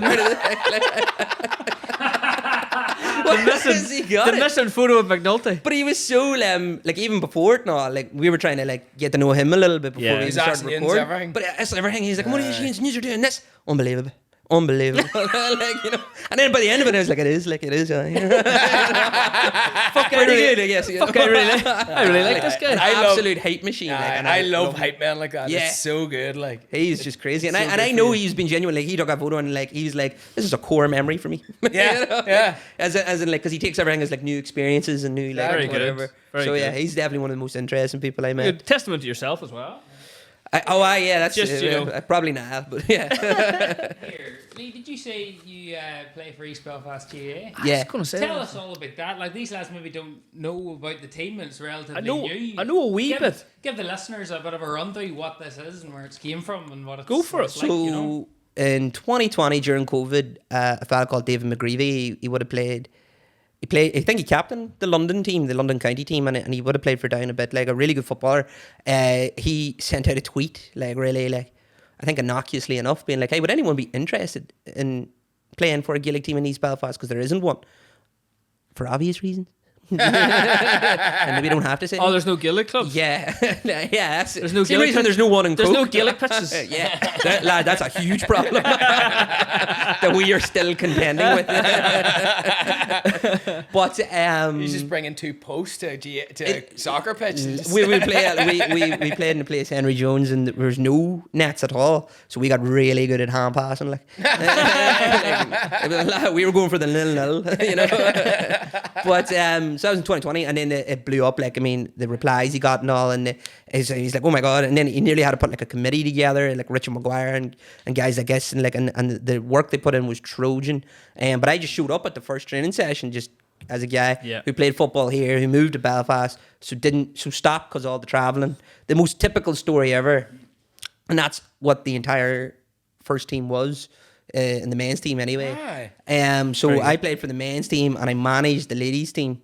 My girlfriend joined them and her friends and things, and then they didn't have a manager, and I ended up managing them. Now that was nearly more of an experience in itself. And at the minute I play with the reserves with East Belfast. They have 4 teams, like first, second, third, and fourth. Jesus Christ. Just because the numbers are absolutely huge, and it's an incredible thing. Like, you know, and everyone joins. And it's a club. nuts. It's a club for everyone. Very few East Belfast people, but yeah. But not none. That's the key thing. Shocking. You know. That's good. So it's up and coming and all, The yeah. underage teams are obviously East Belfast. It's all starting, They're yeah. not going to be. It's starting too. Yeah. It's begun, and then they actually are like East Belfast natives. Wow. You know, now a lot of their parents maybe play for the men's team and the women's team and things like that. And they're all Blowins. But the kids are East Belfast, you know. That's a nice wee community created there. Yeah, Like I live in East Belfast now. You know, it's like more gentrified and more welcoming and just open. It's a lot of like new homeowners. That's what the whole Very estate good. is. You know, Yeah. so like our estate, like one end is like bonfires and Union Jacks and all that, and that's fine. But in between all them houses, an East Belfast GAA player that's from like Derry and Tyrone and Fermanagh or whatever, people from Laois and everything like. So it is good, yeah. It's dead interesting. There was one incident. Can we talk about it? I don't know. they're not thrilled with it or whatever. But a guy was so I was actually the men's training was on. No, the men's training was on, and I was actually taking the cool down for it, like a lap. That's as inventive as I was being. And the police were there, and they were like waving us forward, and so we go over. And they're like, "Oh, someone's called in a bomb threat." So you got to take that dead seriously. But we all thought it was a hoax because there's hoaxes all the time. And so we were there till like 10 o'clock, and basically they looked forever, and they were like, "Listen, all the cars in the car park, and the area with the car park's quite small, and a lot of people had to park in like the outskirts. And they were like, all the ones in the car park, we're going to leave the cars here so we can properly check them, but everyone on the outside has to go home." You know, you guys can go home, sorry. And then, so it meant like, oh, if my car was there, I have to get a lift. So everyone was like, is your car, can I get a lift with you or whatever? And I got a lift with a fella, and then home, and that was fine. And then someone wrote in the WhatsApp group, there was something on the windshield. There's like silver tape and something attached to it and all the rest. And some guy, had like tried to make a device that would like explode, was his intention. I don't think it would have worked. He wasn't very good at it. Yeah. Not exactly a mastermind, you know, or whatever. And it had been on a couple of the cars. And then a couple of days later, I have to say, like, East Belfast just gone on with it. You know, we're still at training the next time. Obviously, precautions were in place and all. And we've been going ever since. Like, none like that, you know, would stop you. But I did get a phone call, like, a little while later, 3 or 4 days later, and I was in, do you know Pug Uglies? Yeah. Yeah, I was in the beer garden there with the doggo. And I got a phone call, and it was the boy who left me home. And he's like, suppose you heard my car was one of the ones that had, like, the device on it. I was like, no, I didn't know that. And he's like, oh. And they were just saying it. He went, well, it's a good thing we didn't hit a speed bump. and I was like, I ain't got sums up the attitude. No, like, you know, Did he find it the way home or something? He must have done, like, just attached to it. But yeah, that's like an ongoing thing still in court and whatever. But no incidents and stuff like that since, and it never. Well, there's been several incidents since, but nowhere near as extreme as that. Things like vandalising the pitch that we would train on and stuff. Just silliness, like. Yeah, silliness. You guys just out keeping fit and having a bit of crack, like. Yeah. No, I mean winning championships. Oh, right, yeah. It's not a social club. No. For drinking and football. Very good, yeah. No, that I actually heard a good bit about it in the news. It was really good to hear. It's fantastic. We're going to go into the origin story. Origin story, I think. Yeah. Origin story, Lee. First memory. My first memory. Your first memory. I love how that threw some people off. That's how mental this podcast is. That is pretty mental. Do you know what is your first memory? What's one of your first memories? First memory.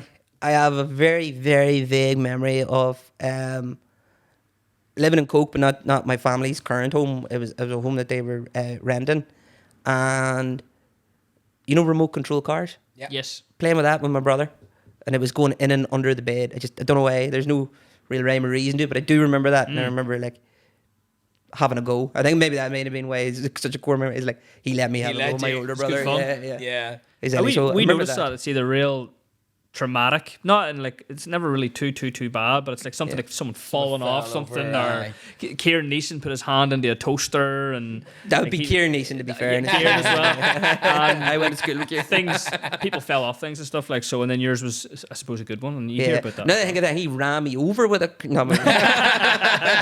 a car. How many siblings do you have? I have an older brother, then me, then my sister, and then a youngest brother. So 2 brothers and a sister. Very good. Yeah. So I still say I'm the middle child. I know there's 4 of us. Kinda. But there's an oldest, you're an the only same, girl, you're the same one and as a me. youngest. I'm the only one without a title. Do you know what I mean? Yeah. Yes. And that's the Brady that's bunch. the You're like issue. John. Yeah. Middle child. Very good. Primary school. As in, just what primary school Where'd did I you go go? to? Yeah. I went to St Malachy's in Drumullen. Yeah. It's a very, very small school. There was maybe 4 boys in my year, and 3 or 4 girls. Wow, very that is small. And then we would share classes, like the P6s, P7s be in one class, Uh-huh. because it's so small, and it's still running strong, but very small. Oh, Mulligan went there. He's a lot older than me, but he went there, like, So, yeah, I can't think of anyone else. Did you enjoy school? Yeah, I did. I really enjoyed school. Like, in primary school was cool, but like then I went to Ciaran Integrated, just down Very good. down the road there. What was your experience like in Ciaran? Well, you were one of the first years. I would have been, my brother, I think, was the 3rd year ever. Right. What was interesting was that, like, when I was in school, the oldest age group was, I think, 4th year. Wow. So as I got You older, were the 4th intake. every year was like the first ever something. Like lower 6th and then upper 6th, and then eventually we got, that was us as well. So yeah, I suppose that would have been a bit different. Like, you don't know it when you're in it. Yeah. It just feels normal. It just feels like school. But I really enjoyed Ciaran. I would have got involved in everything, like with sports and drama and all. So I felt like I was there a lot. All the acts after school. You did everything. After activities, yeah. I loved it. Like anything. Were you more sporty or academic? Neither. Is that a word? Middle of the road? Yeah, middle of the road. No, I'd say both. Like, I say sporty. I had a huge academic interest in it. Yeah. I was never ever brilliant at any sport. I just loved it and I did them all. I was okay at drama as well, like and acting and things like that. I loved all of that sort of stuff. Played a bit of guitar.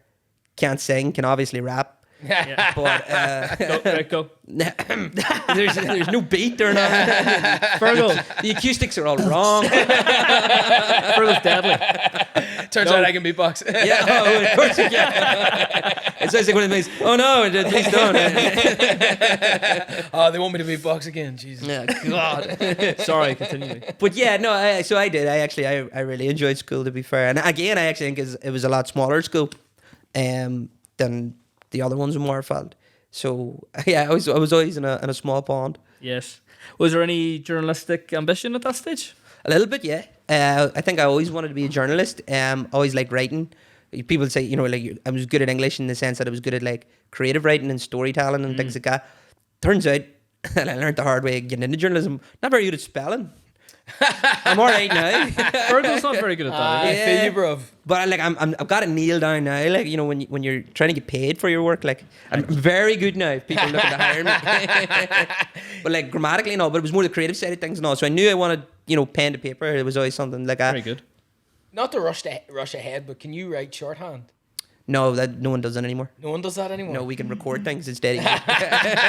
Did you have to There's learn no that at pause. journalism? No, it wasn't about. So it's funny. Like I have a very different route into journalism anyway. Like as I was in uni doing English literature, and barely doing it, to be honest.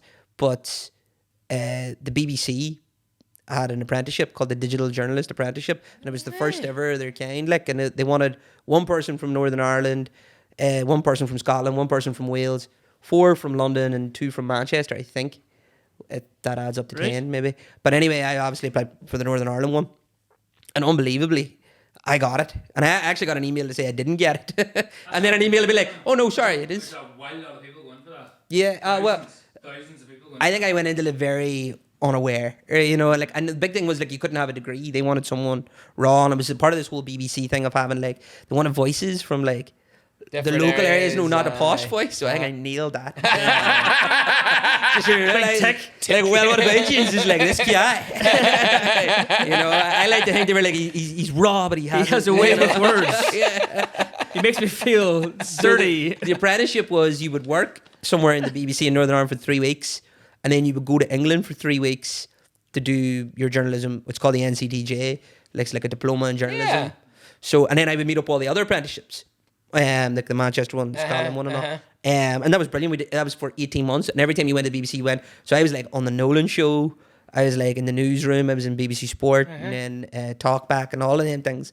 And every single time walking in and be like, "Oh yeah, I know all this. I know who you are for sure. I listen to BBC. I don't." But then in the actual journalism diploma, you could choose whether or not to do shorthand as a module, and nobody chose it because what was the point? Like I think newspaper writers would have, people in the news, I suppose theirs would have been more online. Court reporters or something else. Yeah. Court reporters, Yeah, yeah. you can't bring in any recording devices or anything. Yeah, exactly. So it definitely would have been. And court reporting actually was a module that I never bothered with it anyway. Like I didn't see myself. I see myself in court, but not reporting on it. You know? Very good. But yeah. Sorry, I jumped ahead there, John. No, you're Apologies. okay. I'll just rewind it back a bit. First job around that time. What was your? Did you go straight into journalism, or is journalism a hard career to get into in Northern Ireland? Yeah, tough, man. A lot of jobs. My first job was when I was 11 in a petrol station in Drumullen. I worked in a petrol station too. Yeah, I was getting £2 an hour, and I saved up all of my money and bought a guitar and quit. All I wanted was the guitar. Oh, gee, it was crap. It was like a Star Maker or something like that. Star Maker. But it was a black and white one. It was the same one from the guy in School of Rock, and that was my whole whole goal. Like, yeah, I was to see him whenever I was that age. I bought as like an 11-year-old inspired. I have the same guitar as the guy from School of Rock. Oh yeah, it was the same color, shape. I I assume they sound the same. I bought an Epiphone SG just because of AC/DC, Angus Young. Exactly. And then my mother worked in a shop in Drumullen, and I got a job there when I was 15. Worked there for a while. Got in a huge debt in uni. I had like 2 overdrafts. It was mad. I opened 2 student accounts, and neither of them knew about the other. Surprise. I know, yeah. It was that caught up with me quick. Yeah. But so I had to get like another job, and I got a job very, very briefly in, is it D40? What do you call the restaurant? Oh, D40. District 45. District 45, yeah. Like I did that for like 3 weeks, but then I got a better paying job in the butchers with Michael Holgate. Yep. So I worked there for like a whole maybe a year, and it was getting crazy hours in the summer doing it. So it was brilliant. And then back to uni, and I got a job in Tesco's in Cookstown, and then that was the last job I had whilst I was in uni before getting into this BBC apprenticeship, because they would pay you to work in year 3, like not a lot. Even still. But yeah, very broke, but it was good. And then I got a job in the BBC, like a permanent job at the end of the 18-month course. as it's called a researcher, but you're not doing any research. It's actually in production. The job titles are very weird in the BBC. Even an assistant producer sounds quite low, but it's quite high up. The researcher job always sounded really interesting on stuff like that there. Well, I did no research like whatsoever. Yeah. What like, were you doing? A lot of my job was it was in the digital team. So what I would do is we would get the TV shows that were going out early.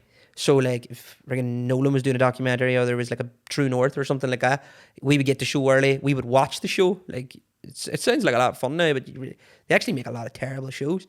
You're like, I'm actually glad I'm getting paid to watch it with my own license fee. It's all fucking. There's a whole loop there.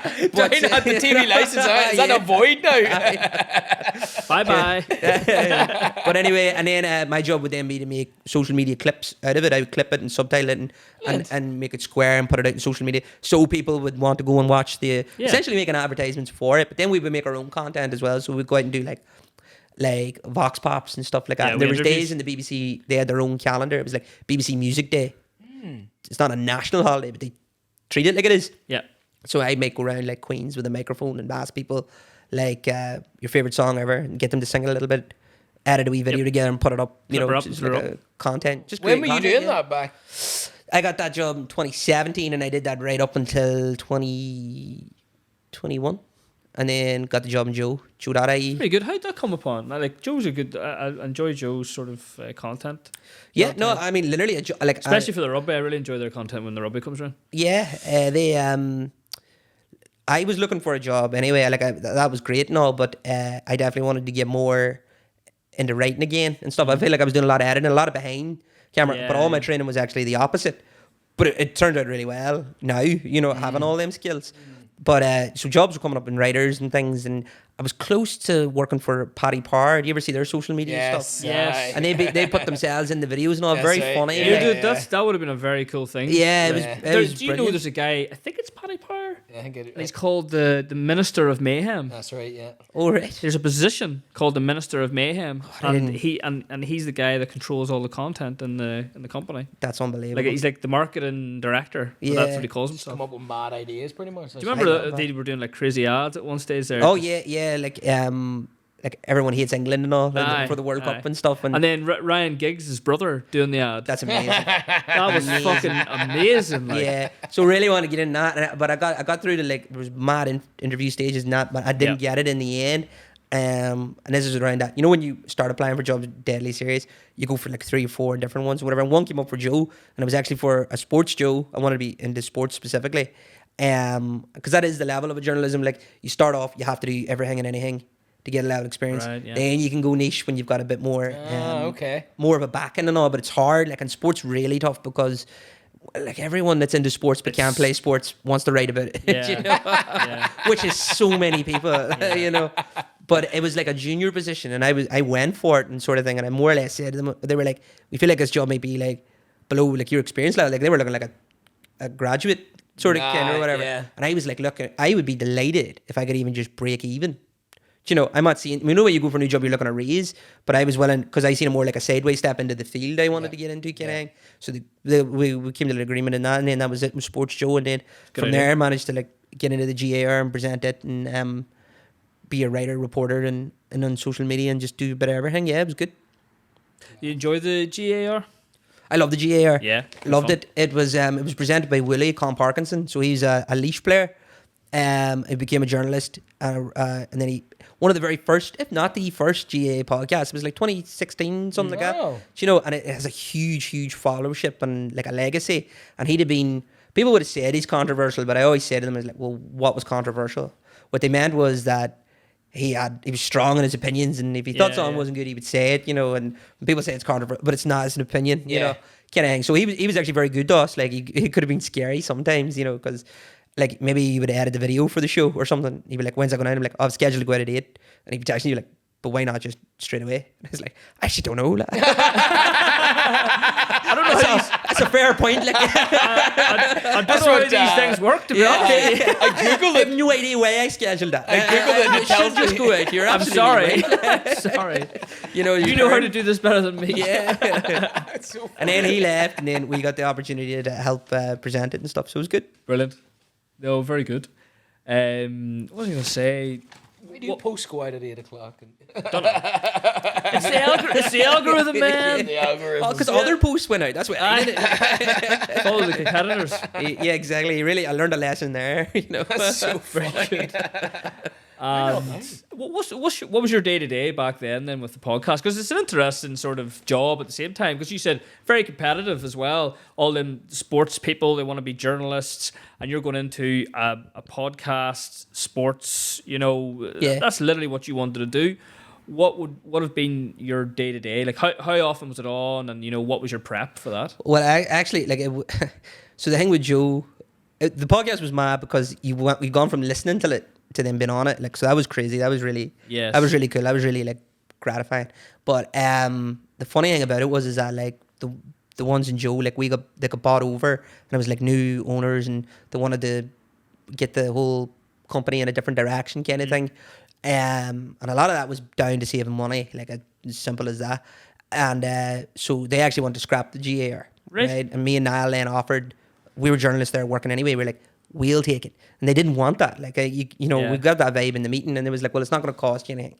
And then, so we did take it. We got a sponsorship by Sure deodorant, and that gave us like a little budget to work with for the shows.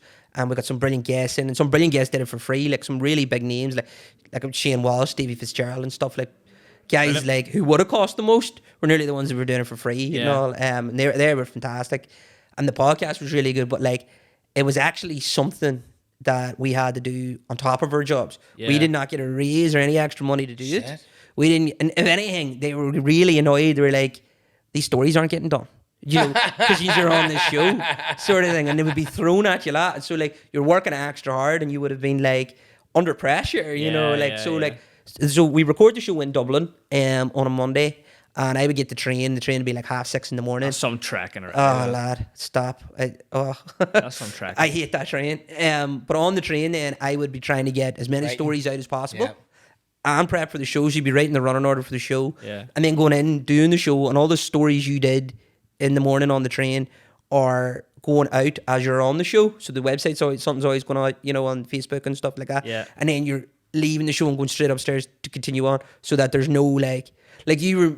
I felt very much like I was, you know, they were doing me a favour, which definitely shouldn't have been the case, like, you know, and then they were just changing direction and things and all, and now they're going down a direction where it's more, less journalists and former players and current players talking about it, and more like TikTok names and things like that, and a lot more gamey, with like quizzes and, you know, like featurey, I suppose, kind of hanging out, and that's the thing they're going for now, and that's the way they were taking the show and stuff. So an opportunity came to leave, essentially, and that's what I did. So I left, and I'm out on my own and fantastic, thriving, and someone pay me. And you know what you like as well. You enjoy that. You enjoy that actual format, like, and that's this is what I want to do. Yeah, 100%. Like, I mean, picking the format was a fun bit, like, you know, and I always wanted to do more of the podcast, because I think there's so much to talk about in the GAA like fans and listenership.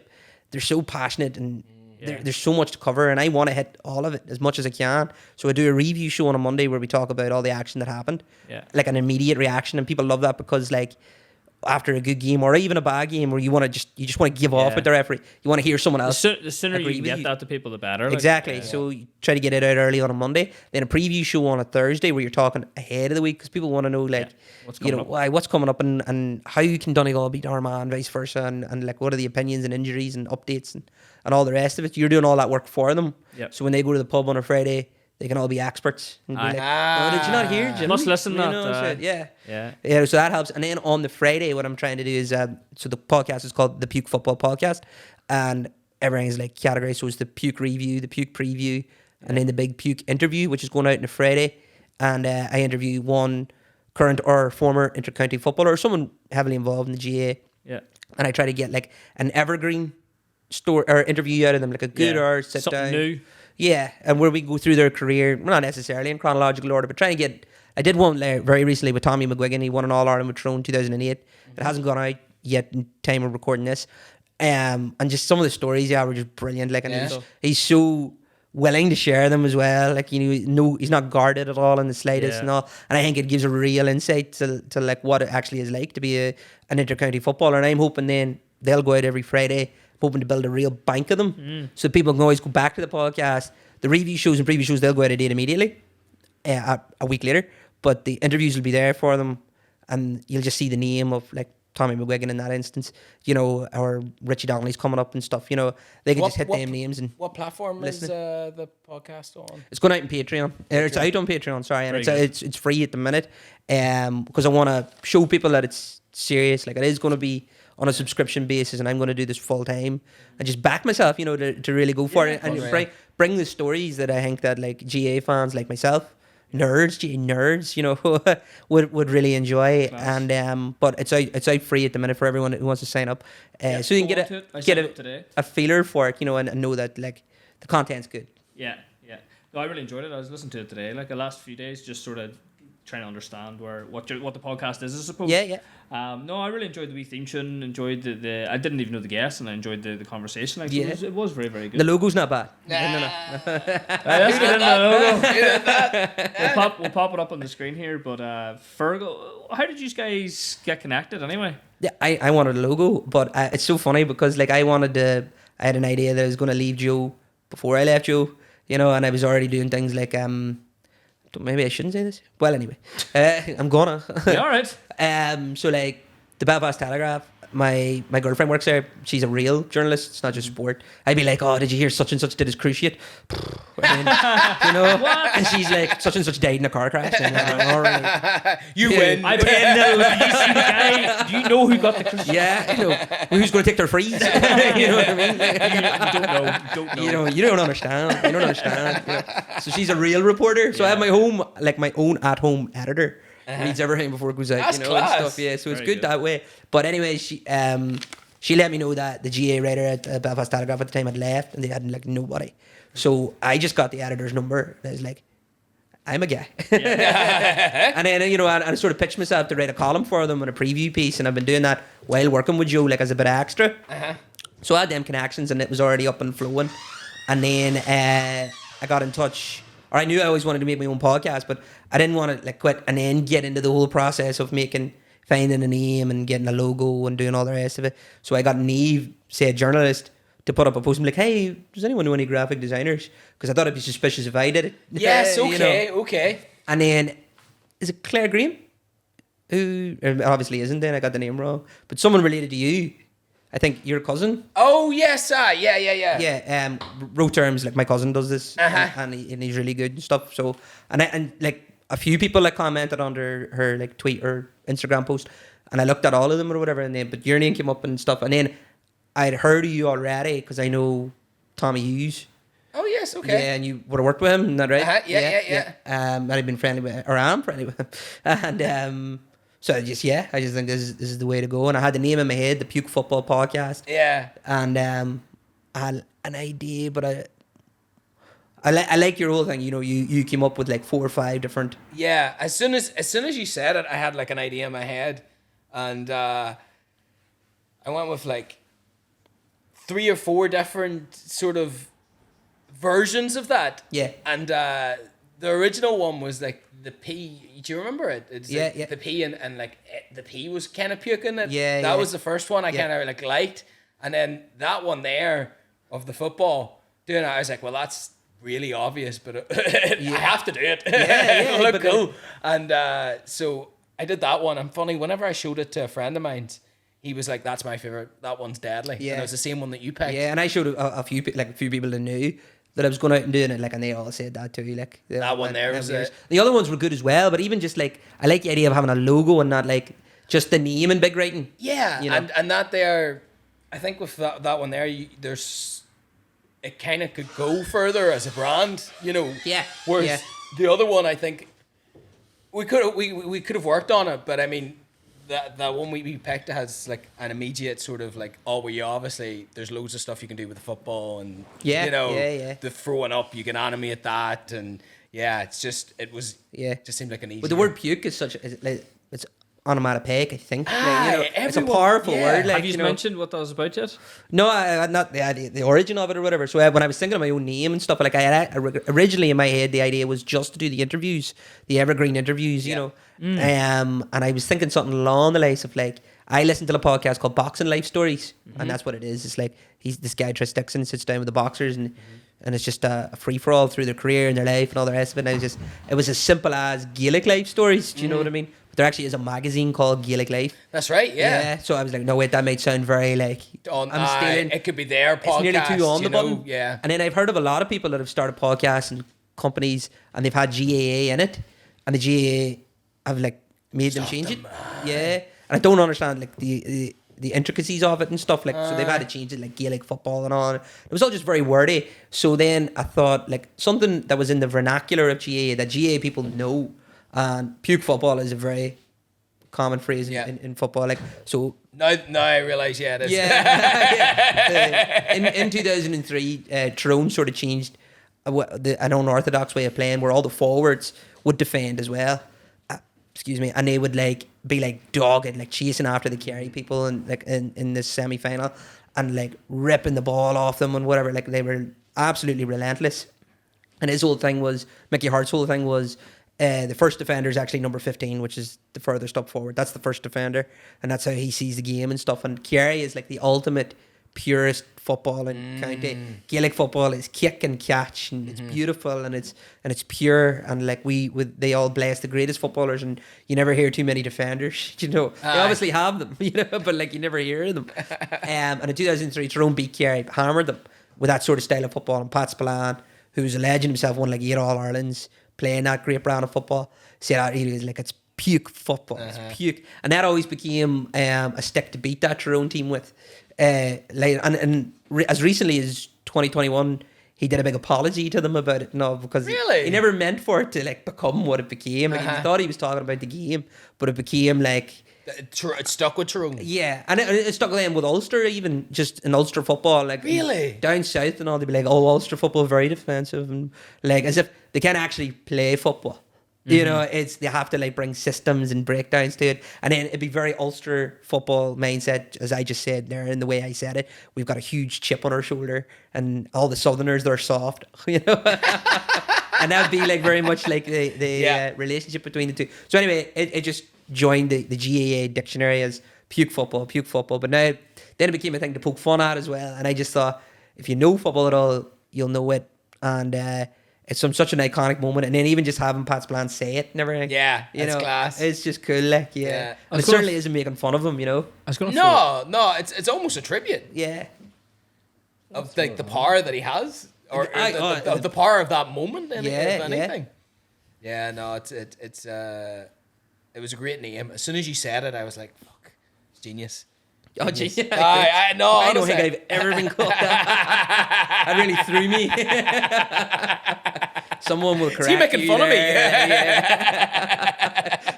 Why would you say that? To describe today's football, I don't know how to describe it.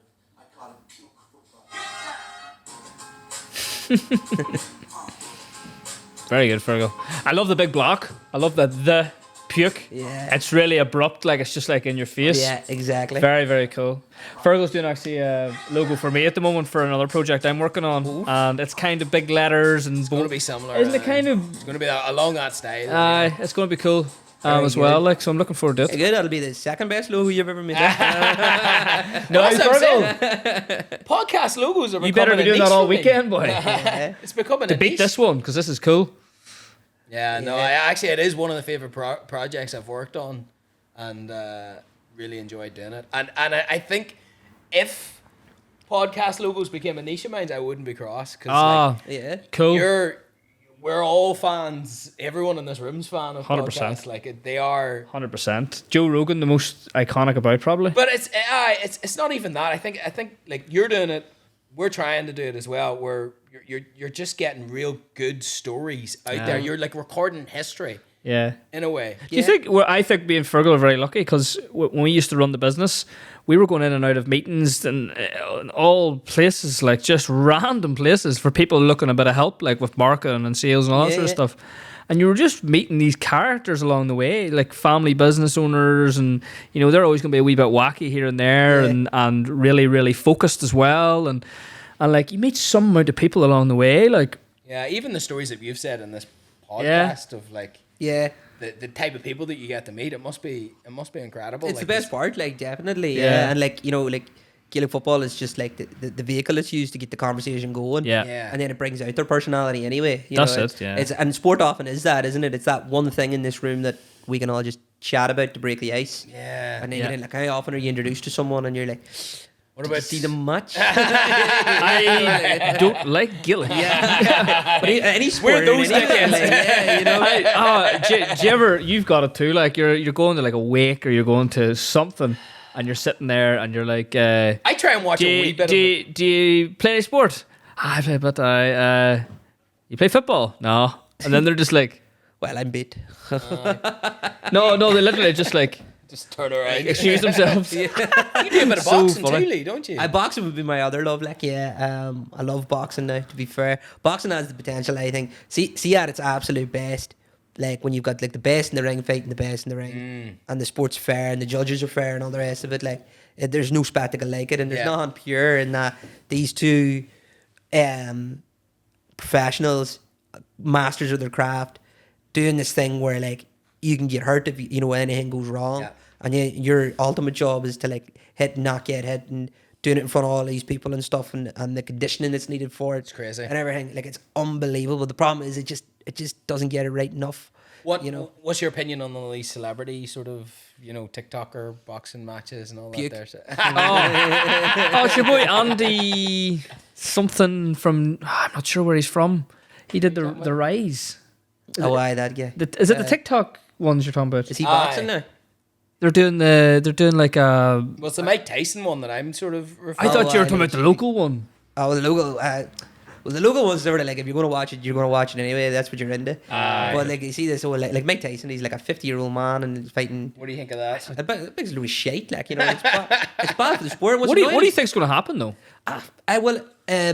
What do you call him? Is it J-Paw? Is that it's one? one I of get them. confused with him. What's anyway, the motive? He should win, actually. Yeah. I know it's like, it's Mike Tyson He's or a young whatever. man. But did Mike Tyson not get beat by, it was a David McBride in like 2002, who was a nobody because he was on the way out. Yeah. This is fucking 20 years later. Like, this man, I know he was one of the best ever all time, but let him stay one of the best ever all time. Yeah, Like, yeah. why are you fighting an old man? I don't know. Like, youth comes into it, and it's such a dangerous sport as well. Like, you know, you nearly, not that fight or not any fight, hopefully, but it nearly needs to go wrong just to put a fucking end to it. Do you know what I Right mean? enough, aye. Because eventually it will, because you can't keep playing with something like this. But like, then there's the argument as well that it's definitely getting more eyes onto this sport. is it? Because, but I think, Boxing though. Like, yeah, but the bell ends who watch that, shortage of eyes. in yeah. boxing.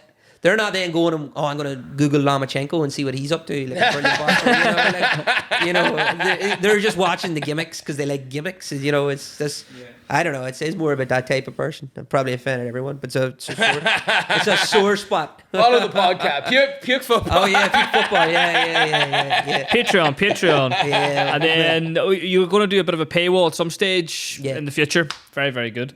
I think me and Fergal had chatted about Patreon before as well, like and like sponsorship and businesses and stuff like that there. But I think we're waiting for a wee bit more in the future, and I'm gonna. It's scary, isn't it? Like you're banking on people paying to see you, like, and then then like. Fuck, there's self-worth, and then it's like, it's actually literal worth. You know, like what have I got to offer? I think we haven't got on TikTok yet. We haven't got on YouTube Shorts. Yeah, I got on TikTok. So once we get in that, we'll probably consider it. Like, just, you know. I also think yours is because it's niche.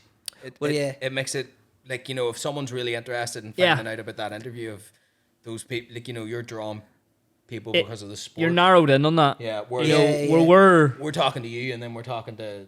Who we chat to last night? Chrissy Donnelly. Chrissy Donnelly from the town, like. From the town. Just this, he's a mountaineer, like he was a mountain rescue, just an absolute legend character. Yeah. He's just got this encyclopedia knowledge of Irish history as well, like, and he talked about the area and all, like, and then like. Who was before that? Samuel Lepari. He was a pathfinder in the British Army. He goes in before any of the war starts, scopes the place out, just spies on the place. Absolutely, just one of the most top level, like, kind of soldiers and stuff you can get. So it's like, hard to find someone that will want to listen to bounce to each of them. Everything. No, You know, definitely. but it's we like it that way because we're But learning it's from it's it. like a talk show kind of. Yeah.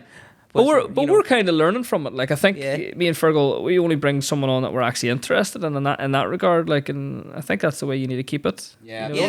The only thing, if you're interested, then someone will be. Someone else. Exactly. Yeah, that's it. Like, we're very selfish when it comes to this. We're so selfish. The only reason why we're doing this is to talk to interesting people and like yourself and and also that we started this because we ran a business together for what 7 years. 7 years. Yeah. We spent like fucking 5 days a week, like constant. Too much time with each other. And then that ended. Yeah. And we were like, fuck, what do we need something to kind of we always wanted to do a podcast. We actually had started one probably about 5 years ago now. And have you ever heard of Mark McCartney and James McKeagney? Stand-ups. Awful familiar. They're stand-up comedians. Right? Yes, yeah. We had them on in one of our first podcasts when they only had started out in podcasting.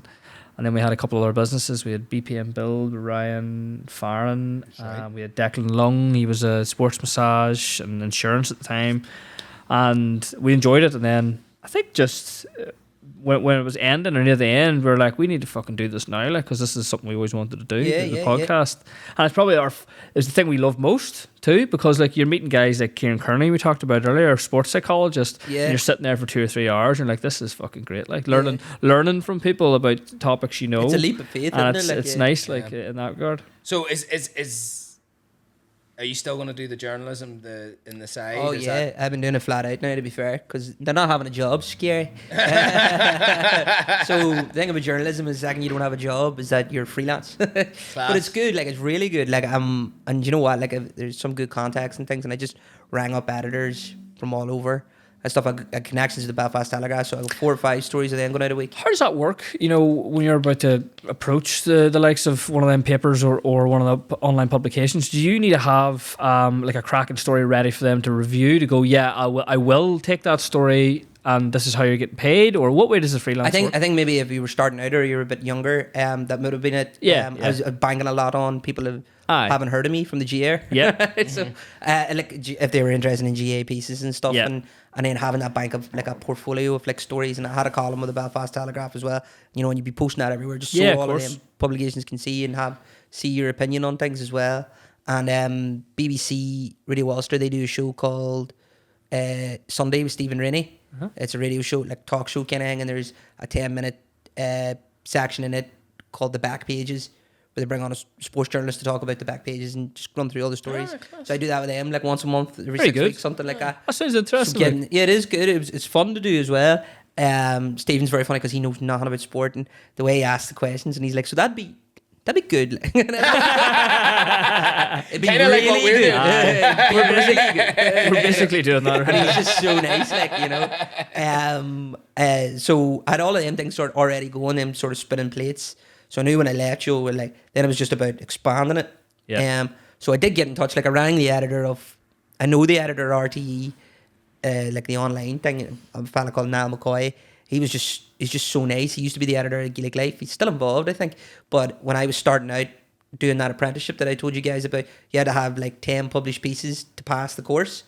But it's hard to get published, you know. You want to do it for free. You just need to get the name out there. So I'd written to him with the Gaelic Life and all, and he was just so helpful. And he's always been someone that you can text and come to or whatever. So I just rang him and I was like, look, I'm freelance now. You know, like any opportunities you think you could hear off and stuff. And he was like, the Irish Examiner are always dead keen in Ulster writers because they're like based in Cork, so it doesn't pay them to send anyone up. Do you know? So when the Ulster Final's on. And then there was like an Ulster Final media event there last Wednesday. So the Belfast Telegraph had sent me there to interview like Paddy McBrearty and Paddy Burns, and then Niall had given me like the number of the guy from the Irish Examiner. So I wrote to him and was like, "Do you guys need stuff for Ulster and everything?" And he said yeah. So went to that and got loads of stories. And on Saturday past, I had a story that was out in the Irish Independent, the Belfast Telegraph, and the Irish Examiner, all different stories, but that was a cool feeling. Like I felt much more like online's great now, but everyone's online. Paper's like old school, you know, and seeing your name there. The Irish Independent spelled my name wrong. They added E, the end of the Costello. Don't know where they got that, but either way, you know, E at the end of Costello. Yeah. Costello. That must be an Irish thing. I'm not too sure. It was like me whenever I got your first like billboard, even though it didn't mean as much. Yeah. You know, it's old school media. Yeah. It's You're like, Yeah. That's it. Like, yeah. I mean, look, and they pay, so like that's where making a living at the minute, where the podcast is getting up and running and stuff. So Yeah, of course. So it is good. So keep it busy. Yeah.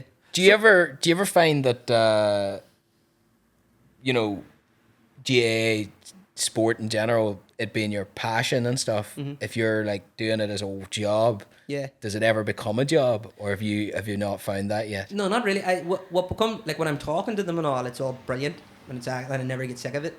But like getting guests and Zoom meetings getting cancelled and things like that, the admin of it, that's work. You know, that's a pain. That's probably the worst part. Yeah. And chasing people and not texting you back. Yeah. I don't know, that's just a What? That would never happen to me. No.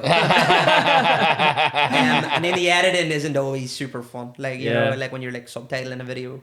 Yeah. Like you can't, with it's Irish people, like I'm interviewing. I do. You know, That AI isn't can't going to pick rely it on up. that subtitling thing.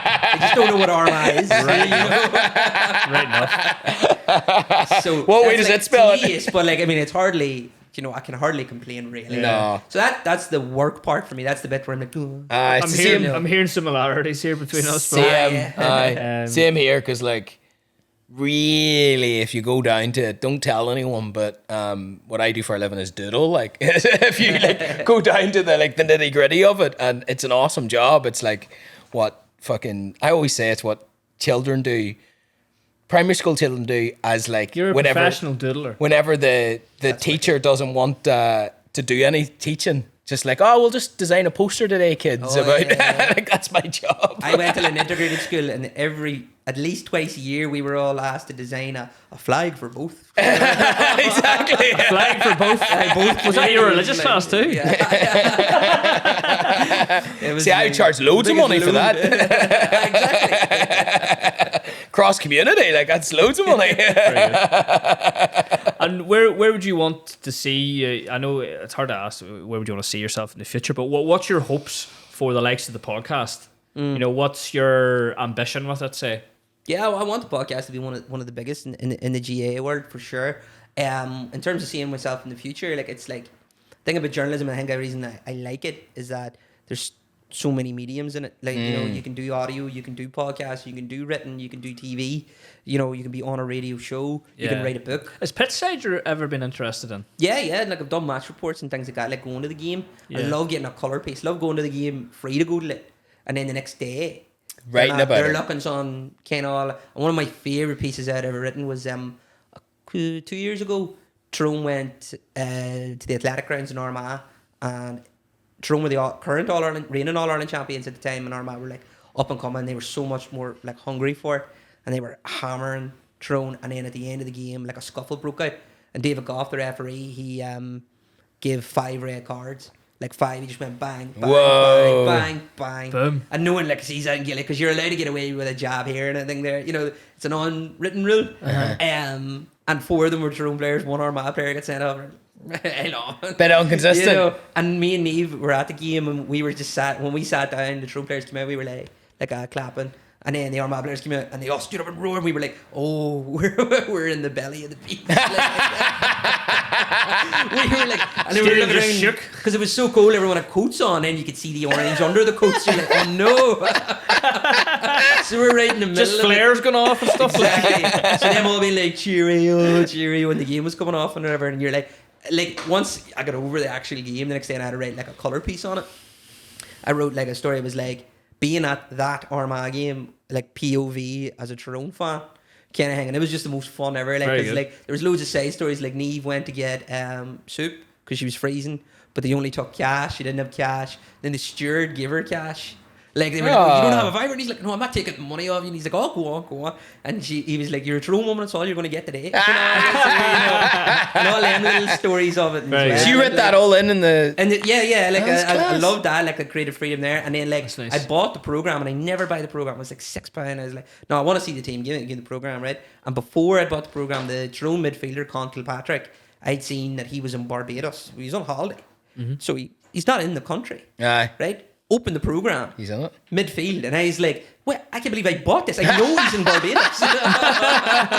And they're like, "Oh, there's been a late change." I was like, "No, there hasn't. It's not late. He's in Barbados." Are you fooling this thing? Like, because like managers do that, they don't want to give away their team, and they would name injured players, even Right. you know, because Or someone's away on holidays, you name them, and unbelievable, like, you know. Nuts. So I've never got over the €6 or £6 that I lost that day, like. because I someone couldn't owes you believe it. something, lad. Exactly. Yeah. So We're that not was all sure in the who. article too, and I literally just ripped, you know, like what I seen, and I compared like David Goff with him like lifting the arm. So when you're given a red, like you have to lower it and then give it if you're giving it a second Yeah, time. so was he- Do you know? So I compared it to like I think I'd written that it was like he was reloading the Glock and then firing it again, sort of thing. And like, sometimes you write things and you're just proud of it. Like, look at me shoehorning it into this conversation. You know, and I was like, yeah, like a Glock. Yeah. Just pure rap battle To my sort of heart. shit. Like. So Very like that was wicked, yeah. Like, Yeah. and but very few outlets will give you the freedom to like. Do you know, like the freedom of the podcast planning? Well, that's It's probably great. It's the different level, I suppose, yeah, as well. Like, yeah. me and Fergs and Jude, we really enjoy planning this one. Like, you know, just in general, I think it's just good fun. It's yeah, like I mean, with anyone, like because there's so many angles you can take. Yeah. And like the thing is, like, what's the best one? You know, and we can get it. And listen, you are completely dependent on the precipitant. Like, do you know what I mean? Like, yeah. like I've interviewed people that are giving you nothing, and there's just Yeah. there's Well, nothing you can do about it. No. I think we know not know all our guests we bring on, but we at least have an understanding. Yeah. You know that they'll be ready for a bit of. And I actually send them episodes. I'm just like, look, this is one of our craziest episodes. Yeah. And this is one of our like real chilled and real interesting episodes. Yeah. That's the medium, you know, and Yeah. you maybe hit with either, and it just depends on you know how you've On the person responds. on the person Yeah. responds, Yeah, like, and yeah. that's the way we do it. Well, it's pretty relaxed That's- with yourself because, you know, you have experience in this. You know what you're doing. I've talked shit before. Professional Believe shite it or not. talkers. I give you all right. That's what podcast is, just professional shite talkers. That's it. Yeah, that's What was I going to say? Do you have any journalists that you kind of look up to, or is there any? Yeah, loads, man, loads. My fiance, she's a good Oh, journalist. yeah. Look at What's her- that. what's her I see what he handle? did there. What's her handle? What's her? That's a good question. Uh-oh. Cut this. Well, her name's Neve Campbell. I'll put it up. Probably I've heard of her. Like, yeah, she's a proper journalist. And when she like covers news stories and things and like Very good. everything. Do you know what she's doing on Saturday? And she says it's for Are you work. giving away a crime here? But it fucking might be, right? Do you know the Pleasure Boys? yes. They're Well, coming don't know back. them. Don't know them. No way. She going to it. And she's going to Oh, it. Lee. Yeah, and it's for work, you say. yeah. It's for work. Only an awful dolled up. They could only get the journalists to go. Right? You're awfully dolled up. She going undercover, is she? I don't think it's in the Devon. I can't remember what the name of the place that it's at now. But was That's definitely hilarious. she's before. going. It was, She does some really horrific, harrowing stories, and she's like, "Would you read this just to make sure it's okay?" And I just say no. Really? Yeah. I'm awful at that. Should, Like I should the can't. public know that? I can't even read or watch horror movies and stuff. Like, Yeah. don't give me this like awful. But she's brilliant at it. Like, you know, interviewing, like, gets into the depths of powerful interviews. Like, Wow. and she's so empathetic. Like, I mean, sometimes you open the door. Don't know how much I should say, but like I open the door and she's on the interview and like and I can see like my scar everywhere. And all. But she's happy enough, like, because she just got a really like maybe beautiful story, you know. Yeah, Kind of, yeah. Like I've seen her cry at like life insurance adverts. Like, you know. So she is one of them. But it must she- be hard. It sounds she's in a good role too. It must be hard for her though to take that stuff. To not take that stuff home with you, No, you of know. course, yeah. Like I said, loads of happy stories and things as well, and Good. a lot of politics. But then, yeah, you are just going to get. They're the big stories, aren't they? They're like the hard hitting ones, so they're good or whatever. So yeah, like it's good living with a real good journalist in terms of looking up. Like Patrick McCarry, who I worked with in Joe, he would have done all the rugby stuff. He was like a machine, Yeah. complete outlier. I said I really enjoyed the Joe Rugby stuff. That's Like, entirely him, and Yeah. he's left now. So I don't. it was good. I maybe haven't don't have actually to watch Joe. haven't been on Joe since actually. just I follow in him a couple of maybe years individually or- because he was Joe when it Yeah. comes to rugby in particular. Like, he was such a machine. Yeah. Like, we have analytics, we need to hit like this many views and things like Right. that, and then like it's all based on like your average, and they want you to beat your average. And then it was like, oh, what's Pat's average? And it was like, oh, don't worry about it. It was like through the roof sort of thing. And then like I love Declan Bogue. He He writes for 42 now, but he would have been at the Belfast Telegraph and just about everywhere. He can really capture his story. But the best, maybe my first like journalist where I was like, you learnt the journalist's name rather than just the story. Was probably Elliot Worcel. He wrote David Hayes' autobiography when he was like 22 or 23. Oh, something yes. crazy. The Bull. No. Oh, David Hayes, you said. David Hayes. I was thinking of John Hayes. But he's, I think, the editor or the senior writer anyway at Boxing News magazine, if you ever follow it. But he's just hilarious, and he really makes. How many times can you write about boxing and you say someone utilised their jab or something? It's all the same or whatever. But when he wrote about David Hay in his first, and David Hay would fight with a really low guard, so his hands were down, and he said David Hay entered the ring as though he was walking 2 jelly babies arm in arm. I loved that. Like, it just really struck me. I was like, what a clever bastard. And it made you just think about words and how you can actually add to the story and stuff, like, because there's nothing better than seeing it, but actually sometimes reading it can be better, and he's just a master at that. So Elliot Worcel, if you're into boxing at all, he's the one. Class. No Hunter S. Thompson moments, no. No, who? Fear Loven in Las Vegas. Oh, He's the only journalist. Wasn't a fan. Cut this podcast. Cut it. Very niche. Cut it. No, very good, Lee. I think we'll be finished up there. Yeah. I really enjoyed that. That was good crack. Some parts I don't even know what I was saying half the time, but sure, it was good crack. No, I really enjoyed it. Learned a lot as well, Lee. Thank you. We did. Could you tell that we needed to learn? No one ever asked me how I am, Yeah. I'm always interviewing people. Yeah, no, well. What about my favourite point that I scored? Yeah. Okay, I haven't, but whatever. You still could ask. No one cares. Did you have a good time, Jude? Great time. Fergs? I loved it. Lee, Yeah. you had a good time? I had a ball. Fantastic. Thank you very much for coming on. Really appreciate it. Is there anything you want to plug apart from the podcast? Podcast, anything else? No, I just, follow my dog's Instagram. Oh, yes. What's it called again? What's it called again? I think Miss Momo Miss Moments. Momo. Well, I'll put it up. Miss there. Momo It's Moments. Momo, and I think it's Miss Momo Moments was the username that she said. Of course, I like of course, it, I like the it. journaling dad and mum came up with that. My dogs that I haven't actually done much on is called Small Sausage Burrito. That's amazing. Oh yeah, And it's like it's small. you need to promote that sausage. more. I don't actually have it you live. haven't- I need to upload it. I need to upload a bit of stuff. Do stuff. Anyway, lunch. I don't want to rival yours. I'll let you guys pick big first, and then you Exactly. you can promote my dog. Anyway, thank you very much, Lee. Yeah, thanks, Lee. Thank you to our listeners. Thank you to everybody that's listening and following and sharing and liking. Keep spreading the word, everybody. Around the WhatsApps, around everywhere, and we'll bring on some fantastic guests, just like Lee here. Yeah. Over the next wee while, I think we actually have a wee female 3 in a row coming up actually as well. Do we? Yes, I noticed. Guest wise, we're known for male guests, and there's been complaints like get more girls on. So we've 3 in a row coming up. I thought you were going to say a female Lee. Because you said my name first, and I was just No, no. I need to meet her. I don't think so. I don't think She's all so. called Homo. Anyway, plenty of guests coming. The next few are a few girls as well, Brilliant. which is fantastic. Few Good to different brilliant topics again. Class. And we hope you all enjoy them. And we'll cue the board on. Cue the board. Woo! Good luck. Definitely, lads. That was awesome. There we go. Oh, good.